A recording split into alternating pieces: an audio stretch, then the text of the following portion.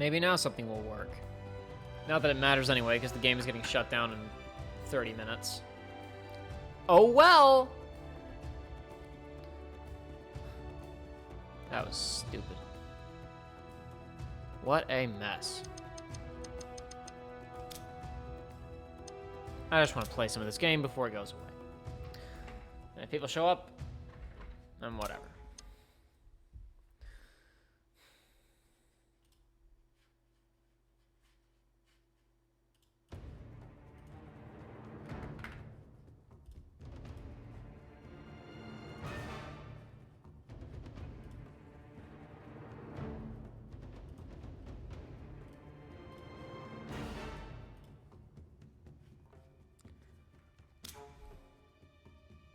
Am I still in the DLC rotation? I'm not. Okay, good.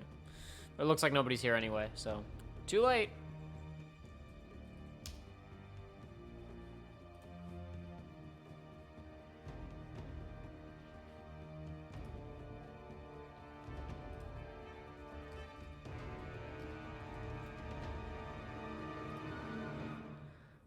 There were people playing last Friday. I got into a bunch of matches. You think they'd be here now when the game's about to go off?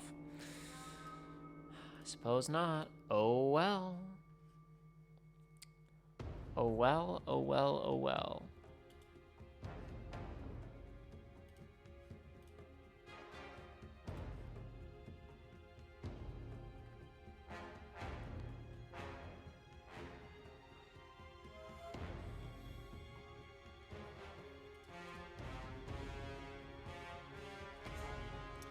Man, it was populated last weekend. Not last, no, I said Friday. I wasn't playing last Friday. Idiot. That was, no. Because today's Tuesday. Last weekend, I managed to play some of this. Monday and Tuesday, I played some of this. I got into matches. It was populated. You'd think people would be in now, because now is the day. But I guess not. Oh well. If I have to, I'll just pull up old cinema files and we'll watch old matches that I played. Just so I have an excuse to talk about this game for a few minutes before it vanishes. I don't even know if I'll be able to still... Because with most games where the online goes off, you can still, like, open up matchmaking, and it just says, oops, servers are down. But, like, with this game, there's a long connection process, but there's tons of stuff behind the login. Like, I think you should still be able to do LAN, right? Even if the servers are down. And I should be able to access, like, my locally stored data. I don't know.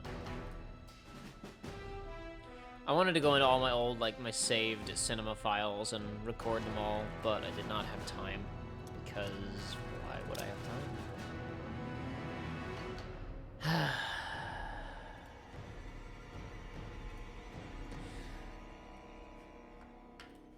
For those who may be clicking on this after it's archived, who knows, it may not even be archived. Maybe this is going to go on for 20 minutes and everything's going to crash again, and then this is never going to get released publicly.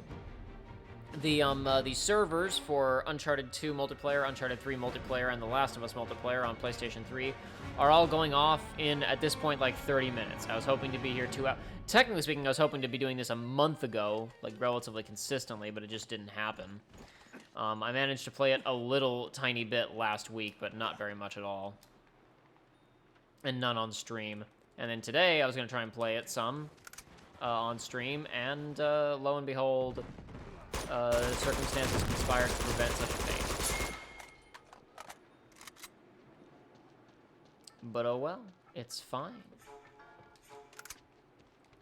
We'll play it for a few minutes, and then it'll go away forever.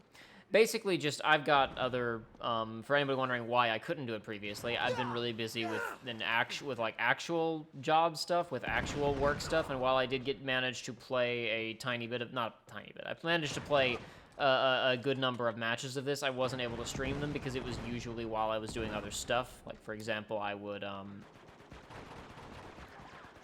load up the game and play, like, a match or something while I had things rendering in the background or while I was uploading something.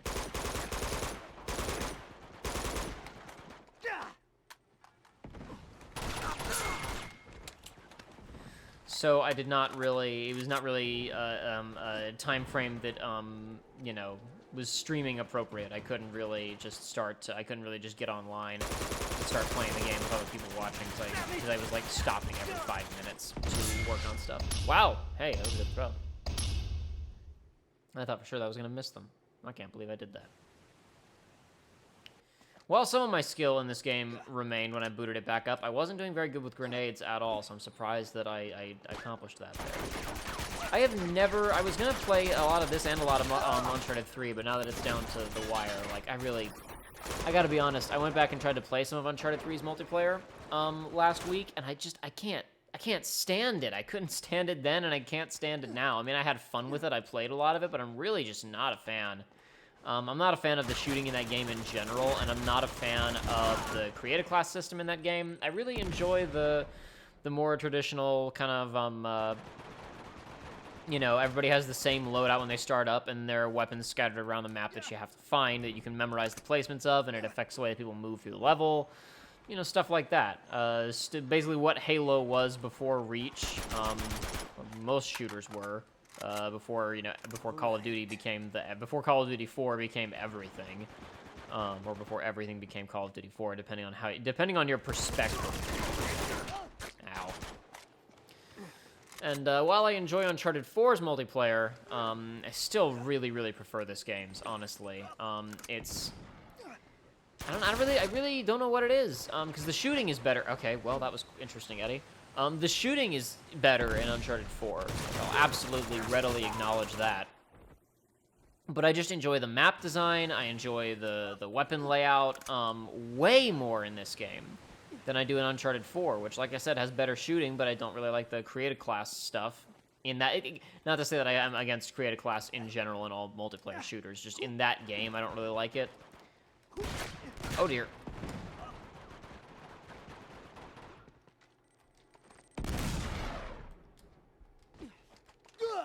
I don't know where that came from.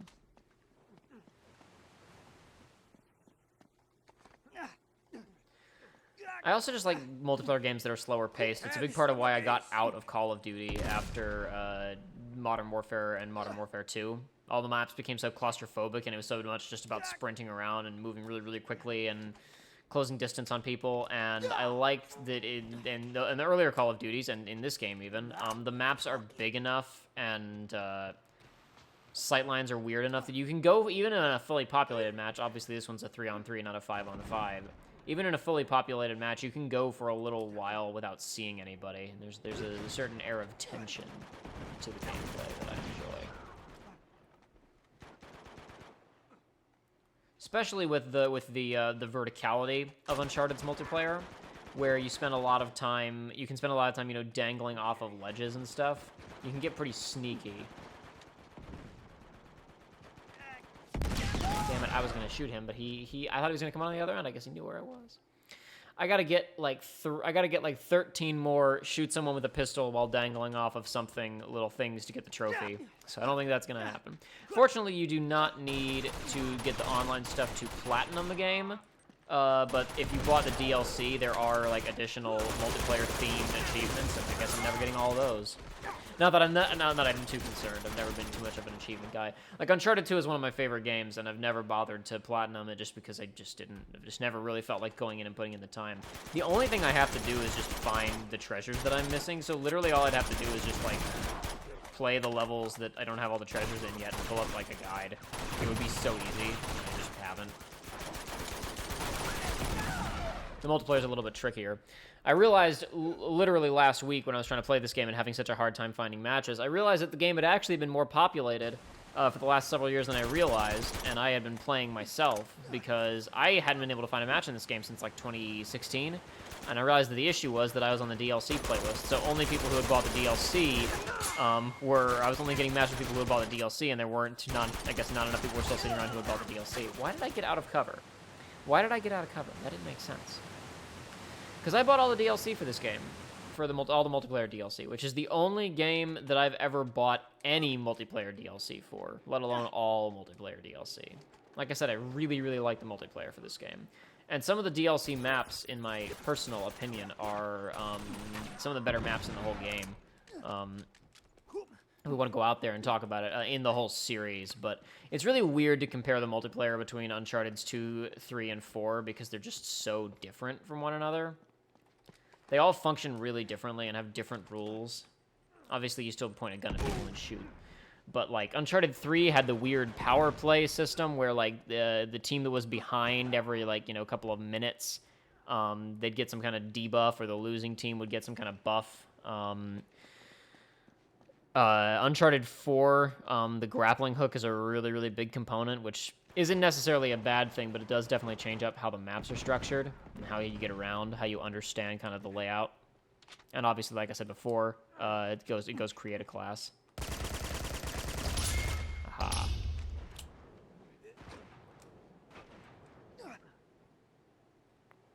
There was someone else there. He's going now.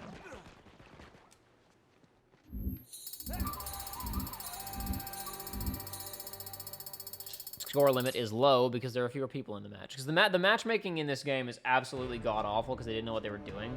And you can't join a match midway most of the time, and if you drop, if someone drops, it's just like that slot is empty and no one else is going to get matched with you. So they compensated by making the score limit actually adjust depending on how many people are in the match, which is not a good solution, but whatever. Onimax Blade says, also, how do you feel about the class system, like Battlefront or Killzone? You just pick from a selection of jobs. I gotta say, I have not played enough of either of those games. I played, like, one of the betas for one of the Battlefront, not Battlefield. I guess that's different. I haven't played any of Killzone. And I played the PS2 and PC, you know, like, not the PS2, you know, the PS2, Xbox, PC, the older non-EA Battlefronts. That kind of stuff I feel works better, where, I don't know, it's weird, it's hard to say, because like, the created class system works in Call of Duty, and I like it. I like Call of Duty 4, right? As you may have observed, because I played it recently, and I'm probably going to be playing the remaster a lot more here on the channel. So it's not that I'm fundamentally opposed to created class systems, it's just that different games function differently, and in Uncharted, the way that the weapons are designed, it's not a... How do I put this? The way that the maps and levels are designed is not complementary to a created class system. In Call of Duty, just as an example, I've got 5 classes, and I can probably build, if I have any kind of, like, decent knowledge of how the game works, I can probably build a decent little collection of 5 kits or more if I've prestiged. And no matter what's happening in the match, I'll usually feel like I can switch to something where I'll feel competent and I can be doing something that is appropriate to the setting that I'm in. Some matches you're going to want a rifle, some matches you want to use a sniper rifle. Other maps, absolutely, I don't want a sniper rifle, where would I use it here? Other maps you want a submachine gun, maybe you want to use a shotgun, you know, whatever. Uncharted 3 has like 4 slots, and I don't know how you're supposed to use them.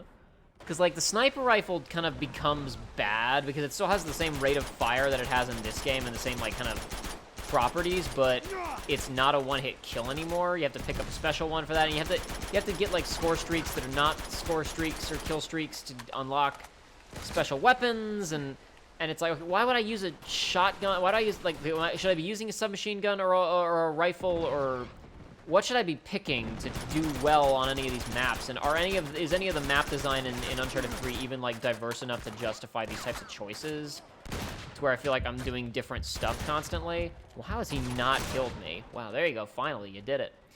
By the way, you may be wondering why on earth Cole from Infamous is here. One of the DLC things for this game, or unlockables or something like that, was you could unlock villains and heroes from other PlayStation games. So I think there's good Cole and evil Cole from Infamous.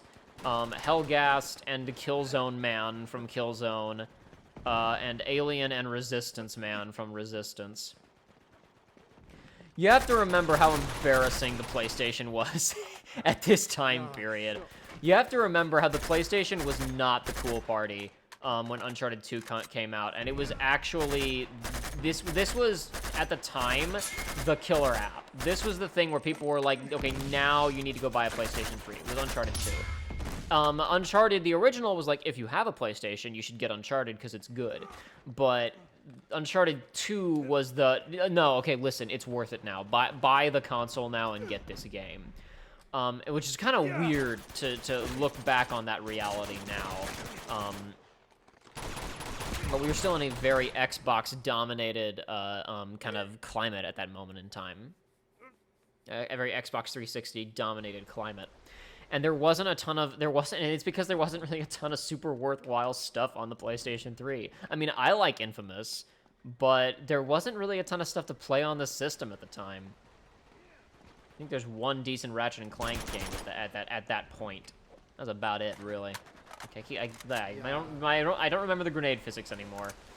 I can pick up I've got Call of Duty 4 down again. I'm probably better than I ever was in that game, and I used to be quite good. So the fact, and I was talking with a friend a while ago, like, oh man, I'm ashamed. I've been playing Modern Warfare Remastered again, and like, oh no, I'm good at it. I'm ashamed of myself. And unfortunately, I have not had quite the amount of time necessary to get my skill level back up in this game to kind of be doing well again and to really show it off. But, you know, we'll get to see a little bit of it. It's fine.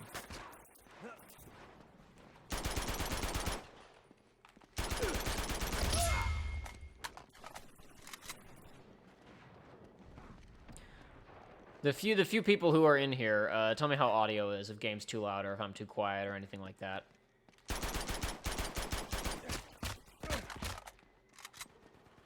See, I like the AK-47 in this game. That's one big thing. I don't like the AK in Uncharted 3. I don't like firing most of the guns in Uncharted 3. I guess what I'm really saying is I don't like Uncharted 3 very much.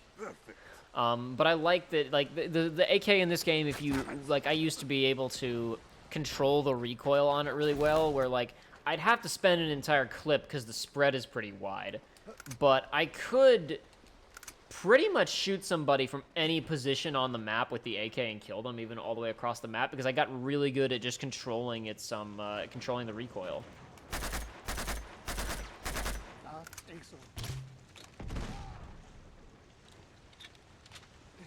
And I miss the dynamic of walking around maps and picking up big guns. I think that's still kind of in Halo, but I haven't played a Halo since Reach.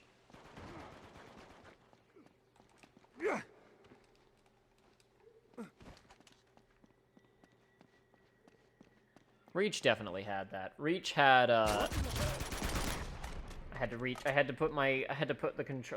take one hand off the controller for a second. But audio sounds good. Thank you guys. Appreciate it. Oh boy. Oh, he had a Desert Eagle. I was like, wow, that was a lot of damage really fast. Onimax Blade said, did you ever play The Last of Us online? I asked earlier. No, because I never owned The Last of Us. PlayStation 3 or PS4. I watched it when it came out, but I did not purchase it. Good game. I like the game from what I've seen. And the multiplayer for that game definitely looks, in a lot of ways, right up my alley, but it just never really... Did not have the time when it came out. I was a big Naughty Dog shill, despite not really liking Uncharted 3 very much, and I was excited for The Last of Us, but when it came out, I just didn't have time to play it myself, and I never really got around to it later. I watched it instead. I watched the best friends play it, and by the time they were about halfway through the game, I was so into it and needed to know what was going to happen that I went and found like a no commentary playthrough and watched it to the end just so I could experience it. Then I went back and finished the best friends playthrough. Oh dear. Oh, he did a stealth takedown on him. Very nice. Whoa! Oh, okay.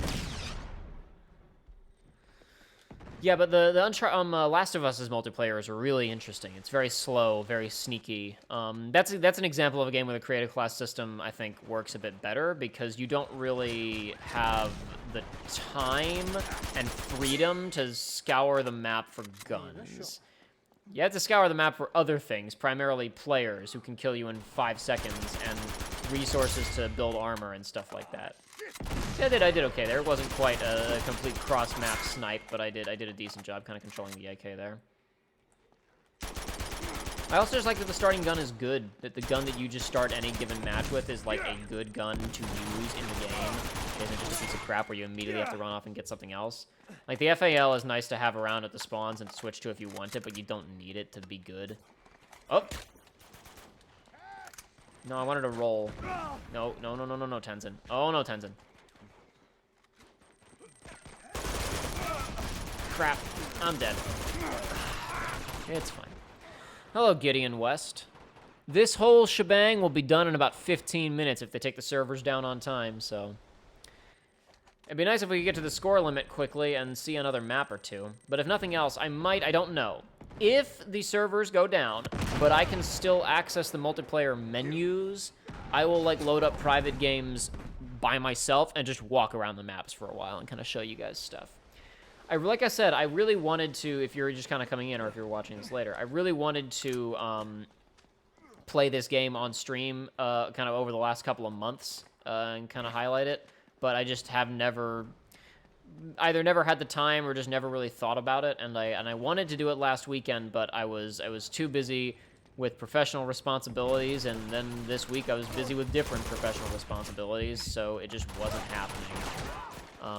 And then I was not at home all day today, and I got home around 2 hours, no, not even, an hour and a half before the whole thing is going to shut down, which again, about 15 minutes from now. And PlayStation 4 crashed, then PlayStation 4 needed to update, then OBS crashed, so yeah, we didn't get started until about 20 minutes ago, so we're not going to get to see much of this, unfortunately. If at all possible, like I said, if everything will still let me access it, we'll probably I'll put the controller down, and we'll open up the cinema files and watch some old matches that I have saved, or we will go into a private lobby and just kind of walk around for a bit. Onimax Blade says, how do you feel about old Naughty Dog versus Naughty Dog post Uncharted? Honestly, old Naughty Dog I'm not really involved with because I haven't played Jak and Daxter. I haven't really played Crash Bandicoot. So when I say that I'm a huge to be clear, when I was saying that I was a huge Naughty Dog shill, it's really not accurate because I'm not. The point was more so that despite my disappointments in Uncharted 3, I was still excited to see what they did next. But I was actually not really accurate to say that I was a big shill for them. I appreciate the consistent level of quality of the games that they put out for the most part, because even Uncharted 3, which I have a lot of problems with, still has a lot of, polish on it. And it's impressive to see people who consistently put out really high production value, high quality products that are all, firing on all cylinders for the most part. And I respect that. Though back when this game came out, I did shill it a lot because nobody else wanted to get it. I got a PlayStation 3 very shortly before this game came out. I really wasn't that hot and heavy into gaming in the late aughts. I got a Wii in like, I don't know, 08 or so, and that's probably about 08. And that was really the first time that I started taking gaming kind of more seriously. I started getting into Screw Attack and Extra Credits and the Angry Video Game Nerd, and kind of like getting caught up, if you will, because it felt really weird to be showing up to a party that had been going on for decades, that had all of this backstory and history, and that everybody had this connection with, and that I was really out of the loop on. So I spent a lot of time in middle school on screwattack.com watching the Video Game Vault and stuff like that, kind of figuring out what I'd missed, kind of getting caught up on the Genesis and the NES and all that kind of stuff, because I had general knowledge. I'd had video games before that. I had, to be clear, I was given a Game Boy as a gift in, like, I want to say like 2000, 2001 or so, and even before that I played PC games. And I had a GameCube, and I played a lot of stuff on it. So to be clear, it's not that I wasn't playing video games until 08, it's that I wasn't, like, in there until 08. It wasn't that I wasn't really looking at them as, like, this is a really kind of serious, this is kind of a big deal. I enjoyed them and I played them with friends and stuff, but it wasn't something that I kind of looked at as, like I said, a big deal.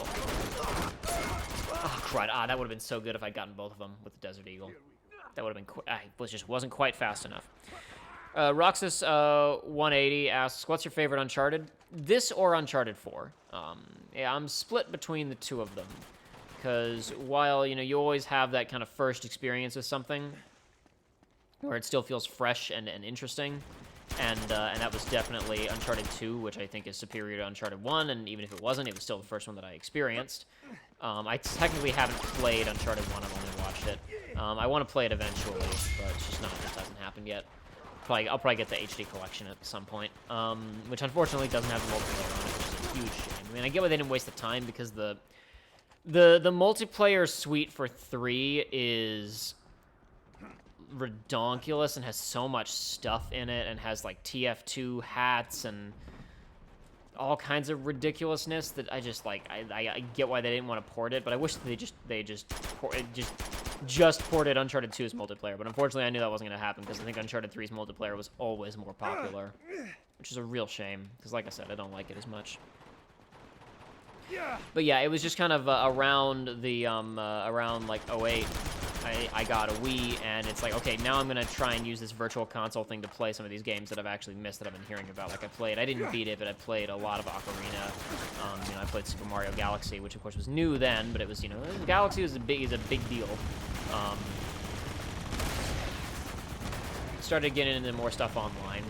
And I didn't even want a PlayStation 3 at the time, because I really didn't think of it. I thought of that as like, that's really expensive. I don't want to ask my parents for that. I don't know if I really want to get that in there.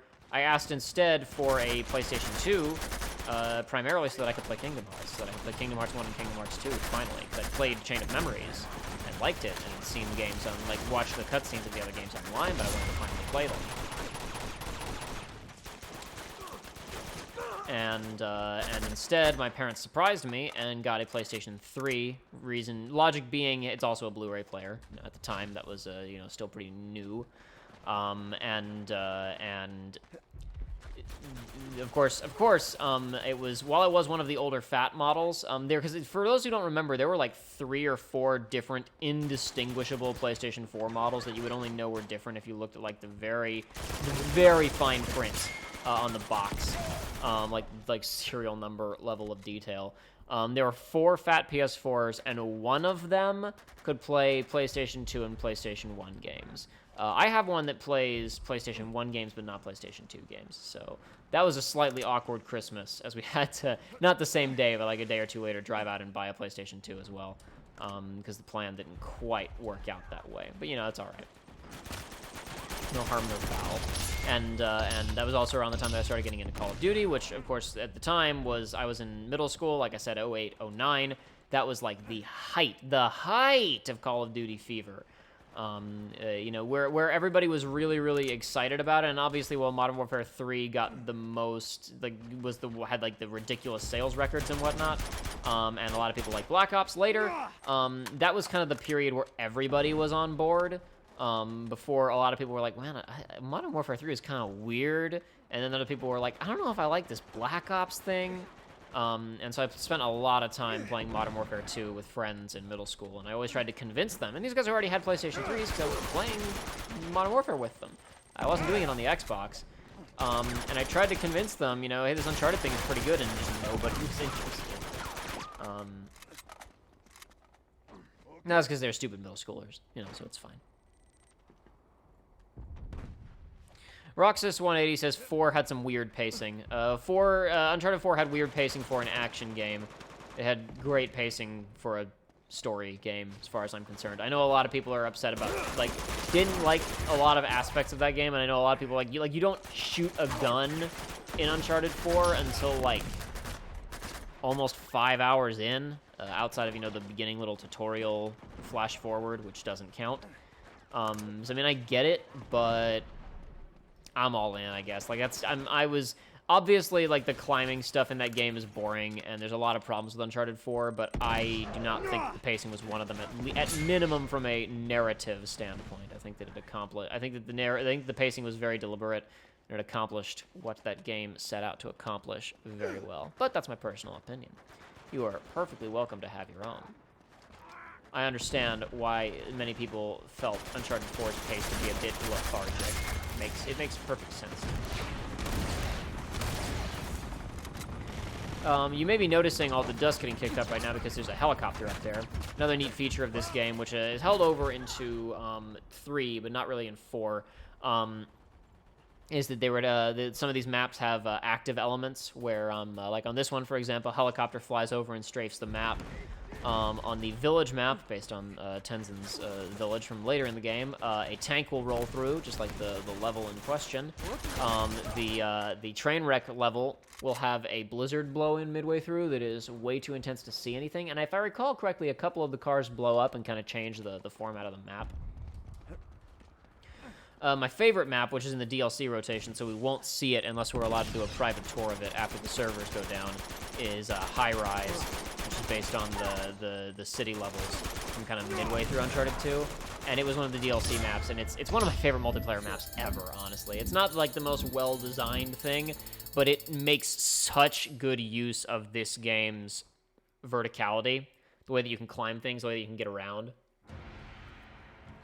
It's super duper neat.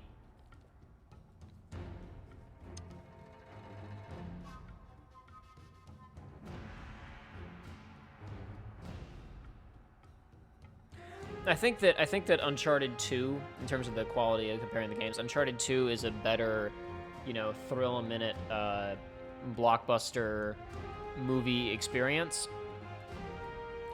But, and perhaps this is just the hindsight of 3, because by the time you get to 3, the formula becomes, like, unbearably clear, and it cheapens a lot of Uncharted 2, because you play Uncharted 3 and you're like, this is what happened last time. There's some character stuff going on in 3 that I appreciate, but there's everything else that feels like it's beholden to the formula established in 1 and 2 feels really weak. And then 4, I don't want to talk too much about this for people who haven't played these games, because who knows, I might play them at some point on the channel.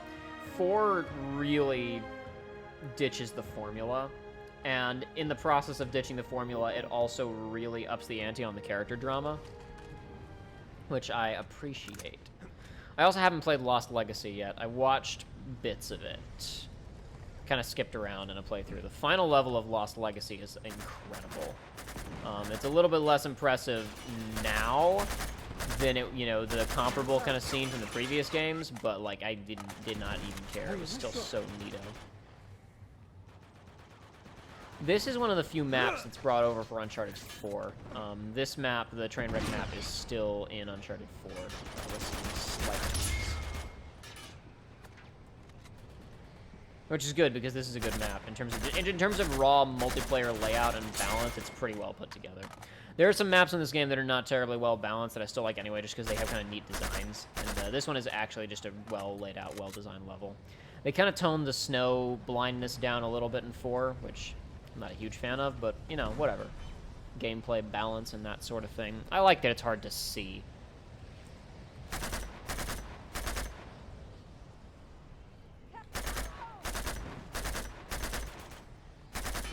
Got him. I ain't that. That is that's a Resistance alien. Never played any of the Resistance games. But yeah, I kind of got into Call of Duty right before this. I remember very distinctly playing split-screen multiplayer for Uncharted 4 and... No, not Uncharted 4. For Modern Warfare and World at War. And I liked World at War better for really stupid reasons, which was basically that... well, number one, I just did better at it, but that was because on the other game, my friend had an M16, and I didn't really know what I was doing, and he would just hit me from across the map. And because I didn't play shooters really, like the only shooter that I'd ever really played with any consistency was Agent Under Fire on the GameCube. 007 Agent, James Bond 007 Agent Under Fire. As you can see, the snow is getting a lot more intense, like I was talking about, kind of the way that the maps change up. And Agent Under Fire is not a particularly good shooter. Got pretty harsh auto aim. GameCube controller was not designed for shooters, which is where I played it. That's all I had. And I mean, I played some other stuff because I had like Battlefront on PC and stuff like that. But and then I liked 5 World at War more for 2 reasons. Number one, I understood the grenade indicator icon better because it looked more like what I conventionally thought of to be a grenade. And also, I managed to continually sneak up on my friend with a trench gun and just blow him away. So I actually felt like I was having fun because I was picking up kills. And I wound up buying that game off of him for about $5. which was not a bad decision, not a bad purchase, because I really did enjoy the multiplayer for World at War.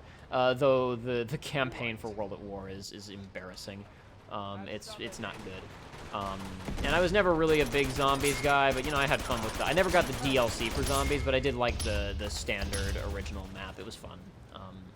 But then I got into Modern Warfare later, a little bit after that. I bought that, and it's like, oh, this is okay.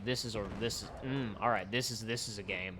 And then I was around for the excitement and anticipation building up to Modern Warfare 2, and also the kind of the weird buzz for this game where it was like nobody really knew or cared about Uncharted particularly, and then they came out with that amazing E3 demonstration where everybody's like, oh my god, are you serious? And I was in until it came out, and I played it in I think like 2 nights. I beat it. Not nights, 2 days, pretty much non-stop play, and it's like, god, this is amazing. The campaign is. I think I played it and Modern Warfare 2 over essentially the same Christmas. I don't remember when I don't think I got Modern Warfare 2 at launch. I think I was too busy at the time. Well, we're coming up here on 7 o'clock Pacific, so this whole thing could literally blip away at any moment in time. But we'll see. We'll see what happens. It might be kind of like when Halo 2 got shut down, when Xbox Live was going off, the original Xbox Live, that basically the servers only shut down after everybody logged off. So maybe we can hang out for as long as we want, as long as nobody logs off. Because I remember when Xbox Live went down, there were like people who basically just never left lobbies for Halo 2 for like a week or something like that. And then eventually there was just one guy left, and he just kind of wandered around maps by himself before eventually logging off, because, you know, you gotta log off eventually. But yeah, this whole thing could blip away at any moment, so we'll see what happens. Hopefully, we will be allowed to keep going, but I kind of doubt it. Boy, Tenzin, you are just a big snowball, aren't you? Covered in snow. I have no idea what I just threw that at, but I threw it at it anyway.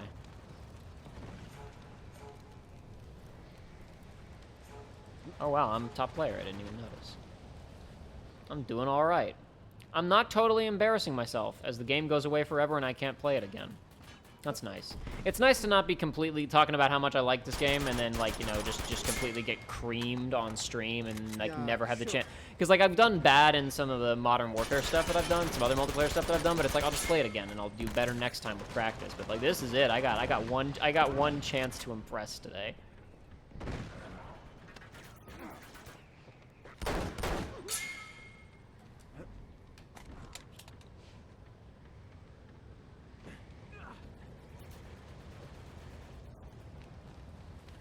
Where are they?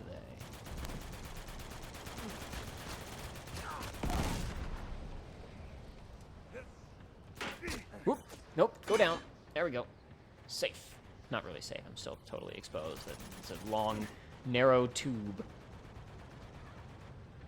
That's what a train car is a long, narrow tube that funnels you through gunfire.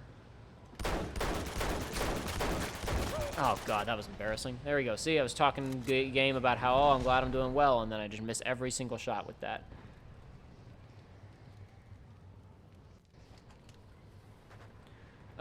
Derek of DR, everyone needs to play the campaign for 2. Do you mean Uncharted 2? Or are we talking about Call of Duty? I wasn't really looking at the chat in time.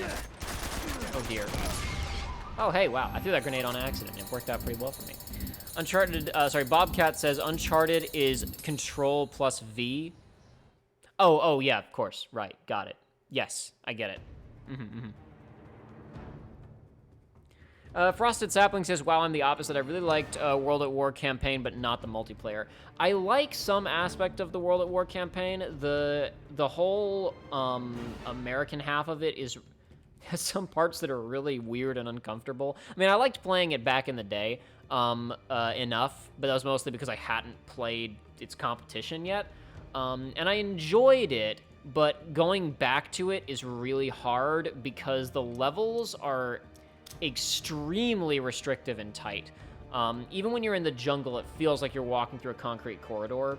There's an overabundance of invisible walls and square rooms, and it feels really weird to play again. That being said, the Russian campaign of that game is so goofy and fun that it really makes up for it, and there's a lot of neat levels and moments in that game. And the main reason that I liked the multiplayer for World at War is because I am really a fan of... Oh, looks like we just got booted. I'm really a big fan of the... We'll see what happens here. Maybe, okay. We'll see. We'll see. That could have been blipping out of existence right there. We'll see what happens. I really enjoy in Call of Duty the large-scale maps with smaller buildings that give me the option of, okay, do I want to play with the submachine gun, or do I want to play with a sniper rifle? And especially because in World at War, you have options of like bolt-action rifles with no sights on them that are you can do sightless snipers in that game.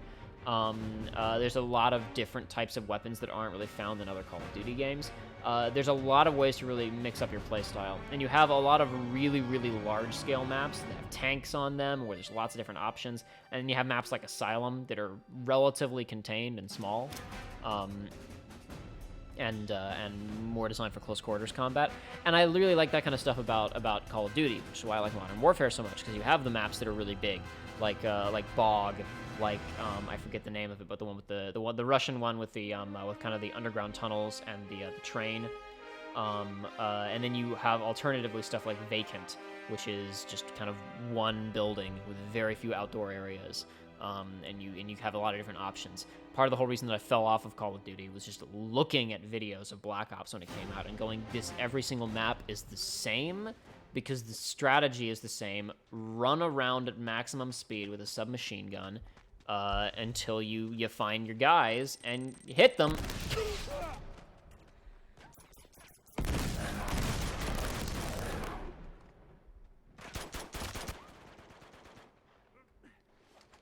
It looks like the servers are still here for now. We have passed the time. The time has come. We are past 5 Pacific.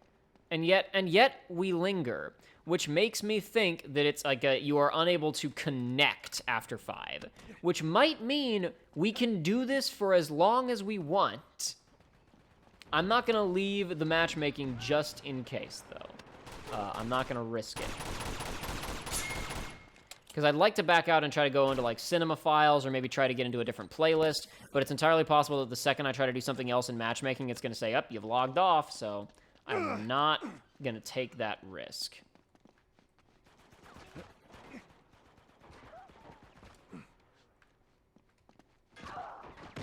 Oh dear, somebody's dying out here.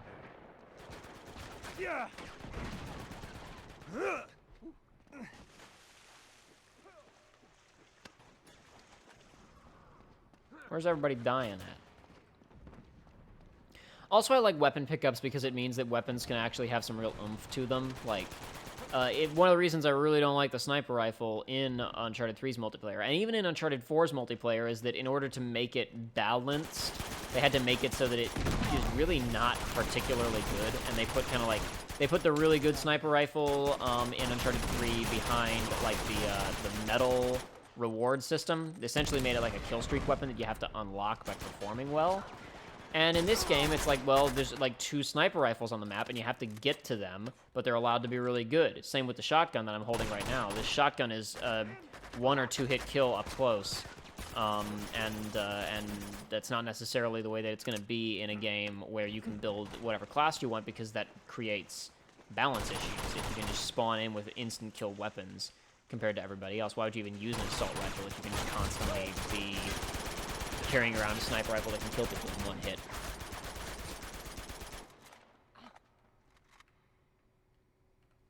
Oh, Lunar Nocturne said, Uncharted 3 disconnected me during a match. I got Thanos.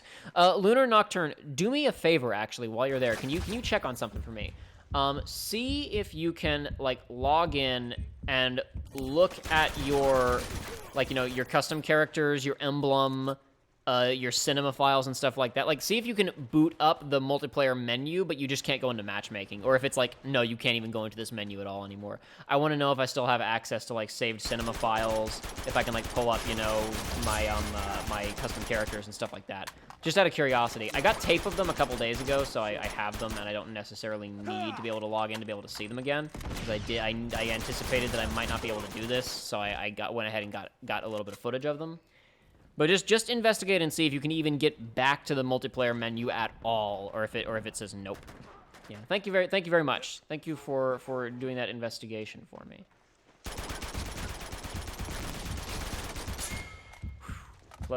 Close resistance alien, but no cigar. Just like your video game series that nobody remembers. Lol. That was not a very good joke. I tried the best that I could, but it wasn't nearly good enough. Gideon West, so wait, all the servers on all the games are going down. On all of the Naughty Dog PlayStation 3 games, to be clear. It's not like it's not like Xbox Live where everything is going down forever on the console. That's not what's happening. It is specifically Naughty Dog stuff is going down. That is to say Uncharted 2 multiplayer, Uncharted 3 multiplayer, and The Last of Us multiplayer on PlayStation 3. The Last of Us Remastered multiplayer on PlayStation 4 is still up and will be for the foreseeable future. Fact of the matter is, not a lot of people play these games anymore, and maintaining servers costs money, so they're getting rid of them. They're dumping them. Which is a shame, but that's just the way it is. Do-do-do, do-do-do, do-do-do. Some things will never change. Oh, but you don't believe that. Video games are a nightmare world. I'll take that. Where I can buy okay, to be fair, movies are pretty spooky too, because movies can disappear. There's tons of lost films in history where just like the original, you know, celluloids were destroyed, so they just don't exist anymore. But at the same time, for the most part, if you find a roll of film, you probably just need to find the appropriate camera or projector to be able to roll it and play it and view it. And it may be damaged, it may be scratched, but that's something that we can fix, and it's something that people will probably be interested in fixing. Whereas, like... Oh, well, okay. Multiplayer for Uncharted 2 is gone. It's gone forever. You can't ever get to it anymore. That's a product that is just not accessible to anybody, ever. And not because it was, like, destroyed, but because it was too expensive to upkeep. And also, it's also the aspect of that video games are social. Or multiplayer games specifically are social, so it's like, if there aren't people there to be social, then even if the servers are up, what does it matter? Like, I mean, Starhawk's servers were up for ages after there was nobody playing Starhawk. I know, because I kept trying to play Starhawk and nobody was there. I really enjoyed the beta for Starhawk, but the actual game was tough because people figured out how to cheat it real fast. You get into matches, and if one team had 2 people on it that really knew what they were doing, like, nothing even mattered anymore, because they would just completely spawn camp the other team into infinity. Which is part of why I liked Warhawk better, and part of why Warhawk maintained a community longer than Starhawk. I really enjoyed the beta of Starhawk when no one knew what they were doing. I had a lot of fun with that game. Lunar Nocturne says, my biggest concern will be whether or not players can still access the split screen in Uncharted 3. That's a good point. That's a good point. I wonder. Bobcat says, I've always felt that I'm not welcome in multiplayer shooters since I love camping. Depends on the game, Bobcat. Depends on the game. I would say that people frown on camping in Call of Duty, generally speaking, but there's 2 different types of camping. Because there's a camping that I do that I think is fair, that I think has to have some strategy to it, and there's asshole camping. It's not even how I really feel about that, but that's the way that people think about it. And asshole camping is the one where it's like, that's the thing that people really hate, which is basically guy lying on the ground in a room, pointing gun at door, waiting for somebody to come through it. And that sort of playstyle, I think, has a place in stuff like Battle Royale games. I think that in Battle Royale games, that's a part of the tension, is never knowing what's going to be behind a door when you open it. And you trying to figure out, okay, is it time for me to try and hunker down and hold a position, or should I still be moving and trying to find more equipment? But in more fast-paced competitive multiplayer games, that sort of behavior is frowned upon because it breaks the rhythm and flow for other players is the real concern. Now there are people who are assholes who are like, my KD. Those people are stupid. But the actual problem with that type of behavior in certain types of games is just that it really, you can be doing reasonably well and people get frustrated because stuff that feels to be somewhat beyond their control will break their streak. You know, will break, not necessarily their kill streak, but just the flow of the game is what I mean by the streak. Will break kind of the energy and flow that it has. And it changes the way that you have to play it sometimes because you have to anticipate stuff that really is kind of somewhat unanticipatable. I don't think that that's necessarily, I don't think that means that it's unfair or unreasonable to do it, honestly. I think that part of the reason why I don't like the Black Ops games and the later Call of Duty games is because the games are all about just sprinting around with submachine guns constantly. And that's where camping is really annoying because the entire game is just be at full sprint pretty much all the time. And so when you have a guy just sitting in a corner who shoots you when you walk through a room, you feel like that person isn't playing the same game as you. Part of why I prefer the first two Modern Warfares to later Call of Duty games is because that's a somewhat more acceptable and expected playstyle because of the way that maps are laid out and the types of weapons that you're given. I'll camp a lot in that game, not necessarily sitting in a corner looking at a door with a submachine gun, but using a sniper rifle up in the hills or in a particular spot or whatever. And you have to, because of the way that kill cam works in Call of Duty, if you're playing as a sniper, you have to constantly reposition. So you can camp in one spot, but when you kill somebody, you have to reposition because they're going to know where you are. Or you have to anticipate that person coming for you, which is what makes playing a sniper in the earlier Call of Duty games really interesting to me. Because if I kill somebody, there are kind of two realities that I'm staring down. One of them is, okay, now I have to move so this guy doesn't come and get me. Or B, I'm going to stay in this spot, but I have to expect that now everyone that I kill is going to know where I am. And I'm going to have to deal with them trying to put fire on me and me not actually being concealed in this position anymore. The later Call of Duty games, there's no point in, like, okay, I'm going to be in this concealed position up in the hills, and I'm just going to have to deal with people coming after me, because there are no hills, because it's just a bunch of rooms and open courtyards that you sprint through with submachine guns. Bobcat says, just today I was sent a very angry message for camping in this game. Someone sent you a bother to type up a PlayStation message to bitch to you about camping in Uncharted 2 on the last day of the servers being up? Bobcat, you're not the one with the problem in that exchange. Just gonna say. You're not the one with the problem in that exchange. Lunar Nocturne, just checked. Can't even get into the menus of Uncharted 3 multiplayer. Looks like I can access the LAN function, which leads to the multiplayer menu. Okay. I wonder if you can do that for Uncharted 2. Because I'm really afraid that if I leave matchmaking, it's going to boot me, but I'd like to be able to go back to my cinema files and record them. And I'd like to be able to go to private matches and look at some of the DLC maps with you guys.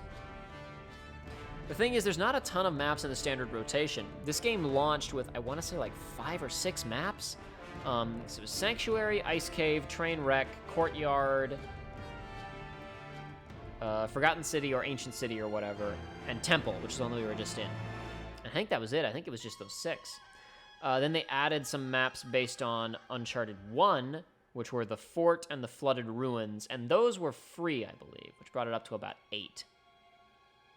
And then the DLC maps were the High Rise, the Museum, and something else. Or maybe it was just those 2, I'm not sure. I'm not entirely sure.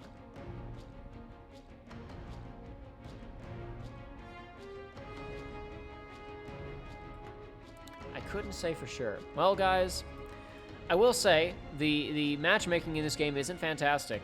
So what we're looking at right now may just be the matchmaking not working properly, or it could be the servers got shut down finally. Could be, we're out of luck.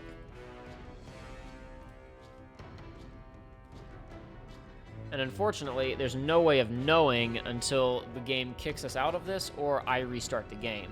And I'm not restarting the game because there's a chance then when I get booted out of this, it'll boot me back to the multiplayer menu. But if I close the game and try to boot up the multiplayer, it might say, sorry, you can't access this anymore. So what we're gonna do is I'm going to mute the game. I'm going to turn on my kind of stream playlist thingamajiggy. Hold on 1 second, actually. It's gonna say the on break. It's gonna say this for just a second, but ignore it. Ignore it. We're not actually on break. Just ignore it. Ignore that for a moment.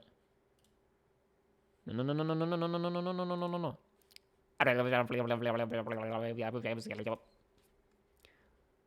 I want to. Where are you? Yeah.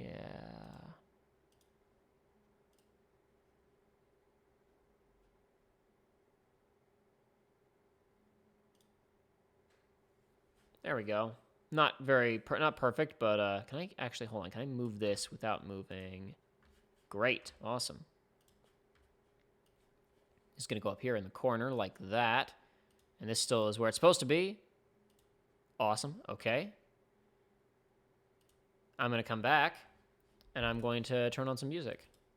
And let's just chat for a bit, right? We'll all just hang out for a little bit. And let me know how the music volume is compared to me as well. Some of these songs are going to be different volumes. It's going to sound different. It's not going to be great. And you know what? If it's down, like I said, we'll wait for a bit. We'll see what the game does. If we have no results after like 20, 30 minutes or so, I'll turn it off and I'll try rebooting the game. And we'll see if we can at least get into the multiplayer launcher. Because I'd like to get some of those game capture files. It'd be nice. I don't think it's going to let me, though. We'll see what happens. So yeah, folks, now we're just sitting here chatting. So hit me up in chat. Hit me with stuff to talk about in the chat, and maybe I'll talk about it.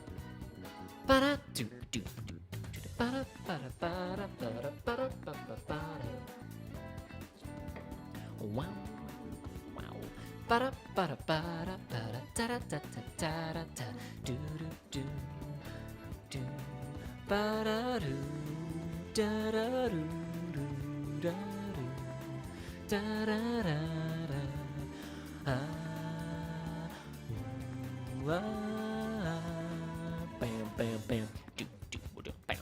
Lunar Nocturne, my day has been kind of miserable because I've been running around for most of it. I was on a plane for most of it, actually. Which wasn't the worst, because I was playing my handy-dandy Nintendo Switch.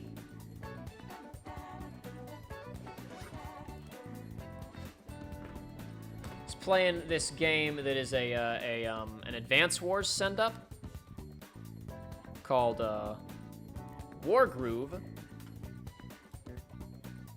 Oh, hold on, let's turn that off. There we go. War Groove. It's a little Advance Wars send-up, like I said. It's a little custom map that I made a little while ago. I was just testing it out. You can make custom maps in War Groove. Not only can you make custom maps, you can make custom campaigns. All of the maps that are in the campaign for the game... Oh, so doing something. All of the maps that are in the campaign of War Groove were made with the same user creation toolkit that exists for the developers use. The players can use. So basically anything that you see in the campaign, you can make. And in addition to that, you can actually create custom cutscenes because all the sprites move around on a tile-based isometric grid during the cutscenes. They have a standard set of emotes and voice lines, and you can type anything you want in the comic bubbles that they all have, and you can actually direct people where you want them to move, when you want them to move, when you want them to do certain animations. So you can make entire custom campaigns in War Groove and then upload them online. And you can play them regardless of whether or not you have it on Switch, PS4, Xbox One, PC. They can be shared across all of them. So you can create maps just to do, your average, little tactics match. Or you can create an entire playable campaign and share it with people online. It's something I'd like to do, but I only got the game a couple of days ago. So I've been playing that a little bit. But I was on a very, very small plane. And typically, I don't get motion sick on planes, but I took a trip about a month ago. Yeah, about a month ago. Kind of the end of July, where I got very, very sick during the flight. I didn't throw up or anything, but it almost happened. It was pretty bad. So I had to be very careful on this trip to not have that happen. So I was taking medication, rubbing some stuff behind my ears to help make my inner ear relax and realize it wasn't being poisoned. All that sort of stuff. But no, it's just a lot. Today was all on the road, and I wish that I could have been here doing this sooner. But that being said, we apparently aren't Thanos, so I wish I'd had the pistoli out. I could have probably killed him with it. That was my mistake. You guys may have heard some snap, crackle, popping in the audio there when that rocket launcher or grenade launcher was fired. I'm using a little device that I bought a while ago that is an HDMI, a component to HDMI converter. Basically, you plug your component cables into it, and it sends out an HDMI signal, right?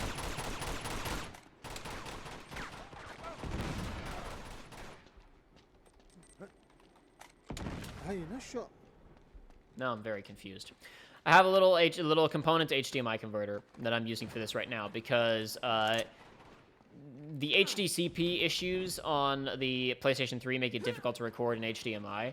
And while you can conventionally use a splitter to strip HDMI, it doesn't always work, especially with some capture devices. And it turns out my capture device doesn't work. Splitter will not strip the HDCP, which is high definition copyright protection signal, out of the PlayStation 3's HDMI signal. So when we're recording anything on the PlayStation 3, we have to use component. So anytime that you're watching us play a Kingdom Hearts game on PlayStation 3 or the Final Fantasy VII original game on PlayStation 3, we were using component cables as opposed to where we are usually using, HDMI when we are recording, on the PlayStation 4. Now, when I moved about 6, 7, I guess it was the beginning of the year, so a while ago, about 9 months ago now. When I moved at the beginning of the year, I kind of redid my entire setup. It's much more comfortable now instead of having it where we have to be sitting at a desk to work. Now, why is that guy that guy's flying around? Is he glitching out or something?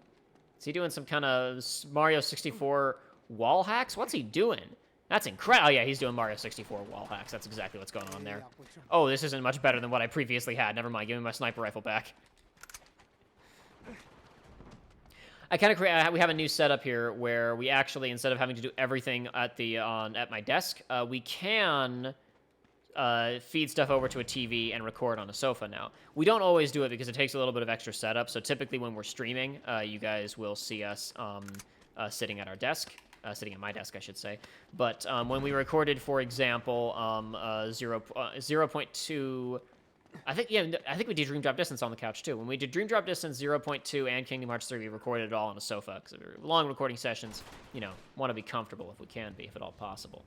And in order to do that, I have to feed a very lengthy HDMI cable that I have through a splitter over to the TV. And if I'm recording component, I can't really do that. So I bought a device that allowed me... I should be pulling out I didn't even need the shotgun. Yeah, sure. I didn't even need the shotgun, bitch. Sorry. I don't know why Tenzin speaking in tongues over here made me think of that. It's not speaking in tongues. In order to get the recording setup to work properly, we have to feed an HDMI signal to the TV. And in order to be able to record PlayStation 3 stuff, as we were when we watched the movies of Days and Coded, I had to be able to pipe... I still have the iTunes thing on screen. My mistake. Oopsie daisy. My bad. We had to use a splitter, a converter, to basically pipe that component signal to the splitter to send it to my capture device and to the TV simultaneously. The problem with this device is that it, for some reason, when audio reaches certain decibels, when it peaks, the device doesn't like it, and it starts to snap, crackle, pop, and make weird sounds. If you noticed at certain moments during the coded Let's Watch, where the game gets really loud, or during the Days Let's Watch where the game gets really loud and it sounds like there's some weird popping going on in the background, it's that splitter. I thought that it was a glitch within the Kingdom Hearts collection until my brother was trying to play Sonic Adventure 2 a while ago, and he turned it on, and he played the first Sonic level, and everything was fine. And then he got to the first Knuckles level, and as soon as he was trying to climb on the walls, it was just... Did not like the sound effect of Knuckles climbing on the walls for whatever reason. Was not a big fan. We've seen almost all the standard maps now, so that's good. We haven't been to the village yet. I think we've been to all the other standard maps. Well, we haven't been to Fort or Flooded Ruins, which are technically, like I said, we're free to everybody, so they're part of the standard rotation. We'll see if we can get them. I gotta step up for 2 seconds, but I'll be back before the match starts. I see a bug, and I'm gonna attempt to kill it.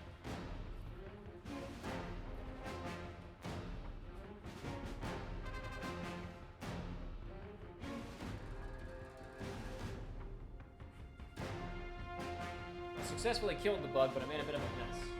I'll have to clean up the mess later, because the match is starting now. But yeah, so that's a bit of a problem that I may have to buy another splitter. So you had heard it a little bit there when the propane tank went off. Okay, this is the guy who's doing the Mario 64 speedrunning, and now we're on the other team. Okay, why do you need to do Mario 64 speedrunning when you're already max level, buddy? That seems completely unnecessary. Well, the only way we're possibly gonna kill this person is to blind fire shotgun them in the face when they point warp to me, so let's keep this shotgun handy and we'll see what we can do. Holy crap! You heard the snap, crackle, pop there. Well, I'm not leaving the match, because if I leave the match, I might get completely disconnected. So we just gotta put up with the snap, crackle, pop. I'll do my best.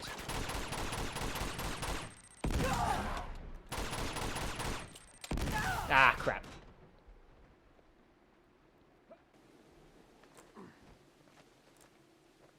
No, Roxas 180. I've heard about that Persona 5 criticism video that's going around, and I don't care to watch it.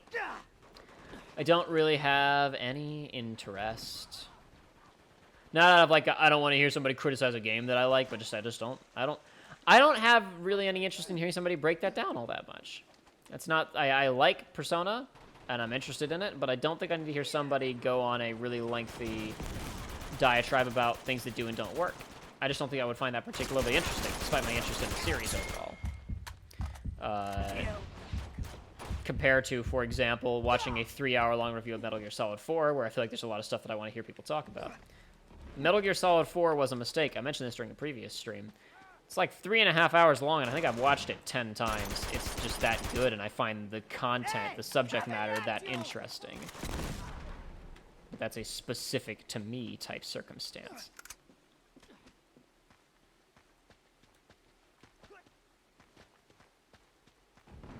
I'm gonna get rid of this before somebody kills me with it.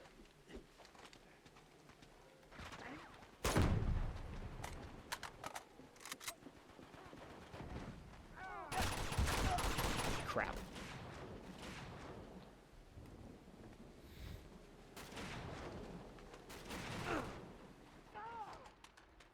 Oh yeah, Norwega, you fool. I have been building up my speed for the last 12 hours. I just watched the terminal montage.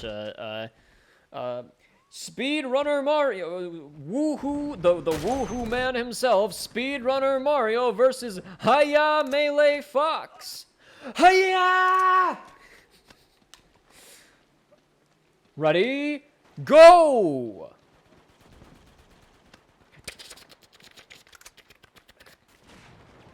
Impossible. I've just been chasing his after image this whole time. Ah, he's so fast, I never stood a chance against him. Where did Marco Polo go? Marco Polo's skeleton. Haha. Gotcha now.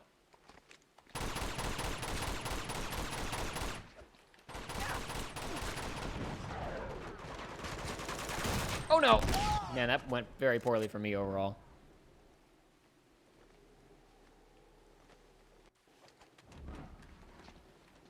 I agree, Onimax Blade, that Metal Gear Solid 4 was a mistake. Could definitely have been shorter.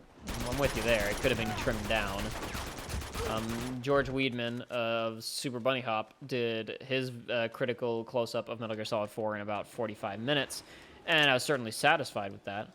If that had been the final word on the game, I certainly would have walked away satisfied, but I just enjoy that video. Metal Gear Solid 4 was a mistake so much. I mean, a lot of the points, sure, he could explain more slowly. I mean, he could explain faster. The video could be optimized, as you say. But I also just find the video to be funny. Not only do I find the video to be fun, like, I find him to be legitimately amusing in the way that he writes and the way that he talks and some of the points that he brings up. I think that he goes into things at a depth that I think is necessary because as someone who spends a lot of time in YouTube comments sections, reading comments left by pedantic, argumentative assholes who do not understand what you're talking about and are just completely misinterpreting major points of something that you've made. Going into that amount of detail is sometimes necessary to make sure that people actually understand what you're talking about. I don't anticipate my Kingdom Hearts 3 reviews being 500 hours long. My Kingdom Hearts reviews in general being 500 hours long each or anything like that, but I don't think I'll make a review of Kingdom Hearts at any point that will be as long as Metal Gear Solid 4 is a mistake. But, like, I'll definitely go into as much detail about certain things as he does in that video, because I think it's necessary to explain the points that I want to make about those games to the people who don't really seem to want to hear them. Because it feels like a lot of the time Kingdom Hearts fans just want to shut down any and all potential criticism of the series. We had a discussion about this during the last episode. I don't really need to talk about it again. Not the last episode, during a previous stream. I forget if it was the Final Fantasy 9 stream or the Call of Duty stream. It was one of the two. I talked about it at some length. Boy, I'm not doing well now, am I?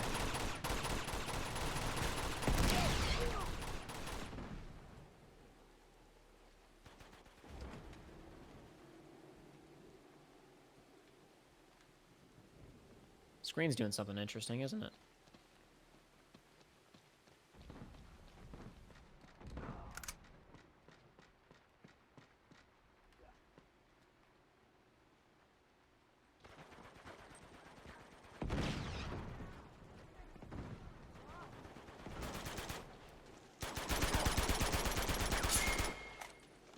You make a good point, Onimax Blade.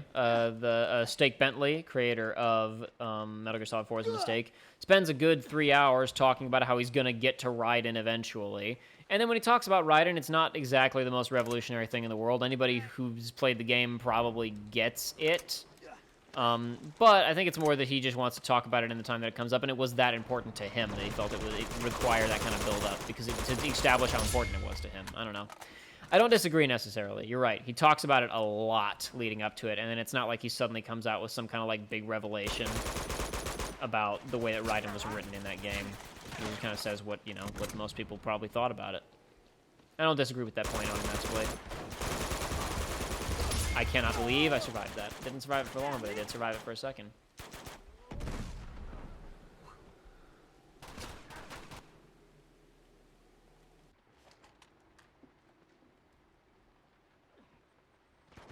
Onimax, Oliam Norway guy, I want to insist with my question. Which question was that? Please tell me the question, and I will answer it. Or I'll do my best to, at least. No promises. Sometimes. I don't know everything, guys. There are many things. There are many untold things that I do not know. If I had to make a game, what genre would you do? Well, if there's like a gun to my head situation, and I make a game, I make a board game. So I can get out a piece of paper, and I can draw it real quick. I can get the game done relatively quickly, write a rule book, and not get killed if I had to make a game. Because I'm really not a game designer. I don't know much about code. But I don't know. I would probably want to make something. I don't know. A specific genre of game that I would want to make. Really don't know. I really don't know. It would probably be some kind of hybrid action and exploration game with a heavy story emphasis. So imagine something kind of like Uncharted 4, but maybe with a more sophisticated melee system and a little bit less downtime. I don't know. I'm just pitching. I'm riffing here. I should have voted for Trainwreck, actually. I want to play Trainwreck more than Temple, but oh well, it's too late now. I don't know. It's an interesting question. I think that a lot of the RPG systems, a lot of the gameplay systems that are observed, this is a much larger conversation, obviously, but when you look at kind of the history of RPGs and JRPGs, early on in the history of video games, these games were really important because they sacrificed in gameplay areas, created additional space within their limited memory capacity for narrative content. You look at games like the early Ultima games, early JRPGs even, and you have relatively rudimentary, art assets and the like. And pretty simplistic combat systems that don't really have that many animations, don't necessarily have that many sound effects in a lot of instances. And they did this in order to create a game where there was enough data left over for all the writing that they needed to do. Actually, with a lot of older PC RPGs, what they would do is they would have a book that came with it. And when you walk up to someone or talk to someone or a cutscene starts, it says turn to page blank in the book. And the book would tell you what happened because they did not have the data capacity to actually put it in the game.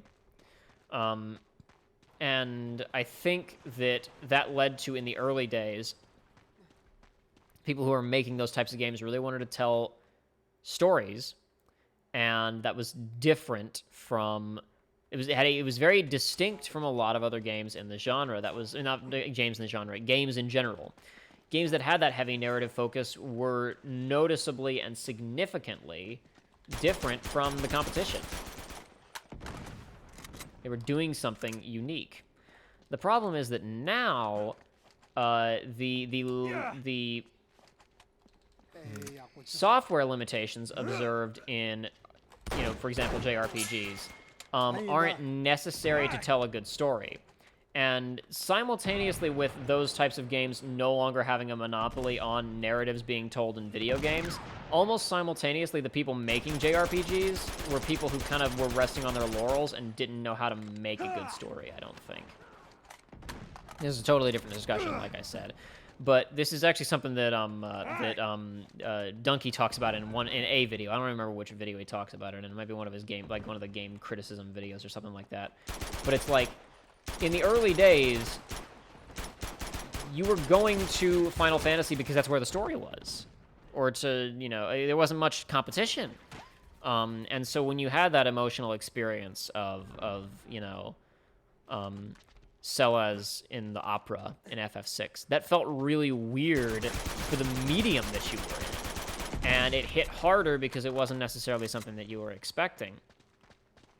But now we've gotten to a point where in a lot of instances, the gameplay limitations that JRPG and RPG designers in general fall back on actually limit their storytelling capabilities. A good example of this will be Final Fantasy XIII, where a lot of people complain about it being a hallway simulator, about the combat not being very involved, about there not being any towns or NPCs to interact with, mini-games, break up in the gameplay. And this is a significant problem for a couple of reasons. But the main thing that's kind of difficult to explain is if you actually look at most JRPGs, the gameplay design, the combat design, what you are doing in the game is usually not that interesting, not that compelling, and not really enough to fill a full video game. Yeah. Sure. We're both gonna kill each other. Yep. That's one thing about the game is the melee in this game is a bit just you hit each other and you both die, unless you put bullets into the other person first. Where was I? Final Fantasy XIII ran into major limitations because of its gameplay conceits and its story conceits coming into conflict with one another.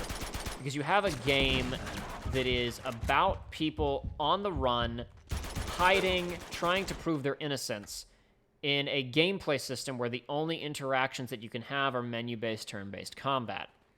You look at something like Final Fantasy VII, any of the Final Fantasies before 13, really. With perhaps the exception, not even the, no, there's no exception to this, actually. You're constantly changing up what you're doing in those games. You're fighting enemies, you're going into a dungeon fighting enemies in a setting with slightly higher stakes, because of the way that you can't really get in and out of this space as easily. You are...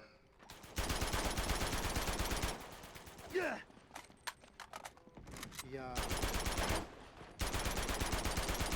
Oh, that was terrible. I'm bad. In addition to those, so you're going into dungeons, which feel different from conventional gameplay. You're doing fields, which feel different from dungeon gameplay. You're doing towns, which you just kind of walk around and don't have any combat in them. They're just about talking to people. You're doing puzzle solving. You're doing map exploration. You're doing inventory management.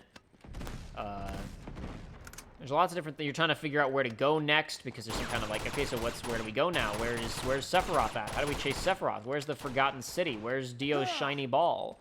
There's kind of other elements at play in the game for you to do that break up the monotony of a continuous gameplay system. For example, the game that we're playing right now, despite it being a shooter game in which I'm trying to shoot the bad guys, there are lots of different ways that I can play this. When I'm shooting somebody with this AK-47, it is actually pretty substantially different from when I'm shooting someone with this pistol. The way that I interact with the game is pretty different. Same goes for when I pick up this FAL. Or when that guy picks up that RPG that he's using right now.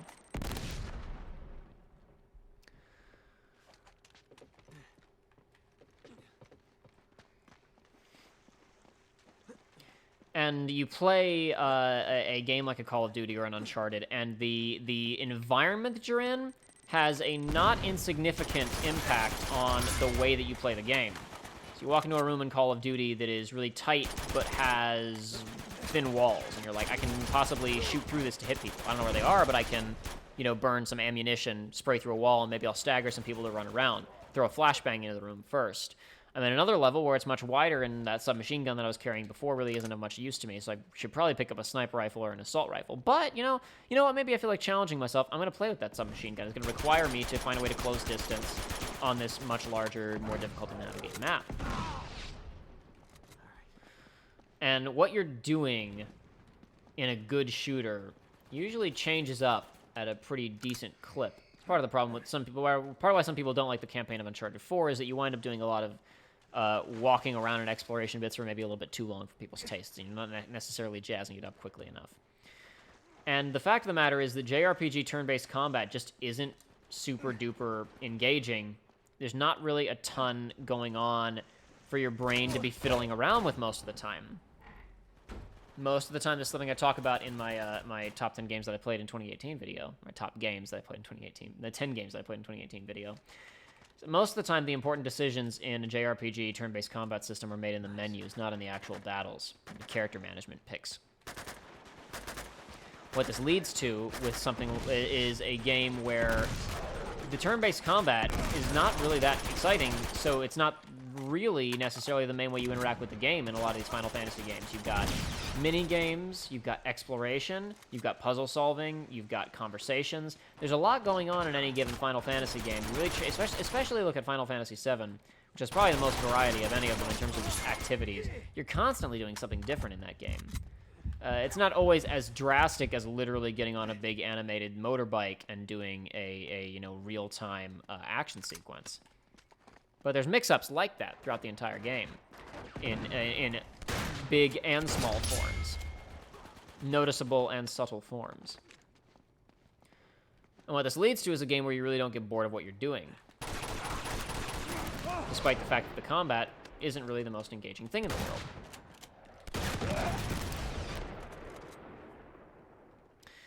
And the problem that 13 encountered was, since it decided this is a game where the characters are on the run and they're fugitives and they're trying to clear their name because everybody thinks that they're murderers, well then conventional logic to me would dictate, okay, with the narrative that you're selling me on with 13 here, what this needs to be is some kind of stealth action game.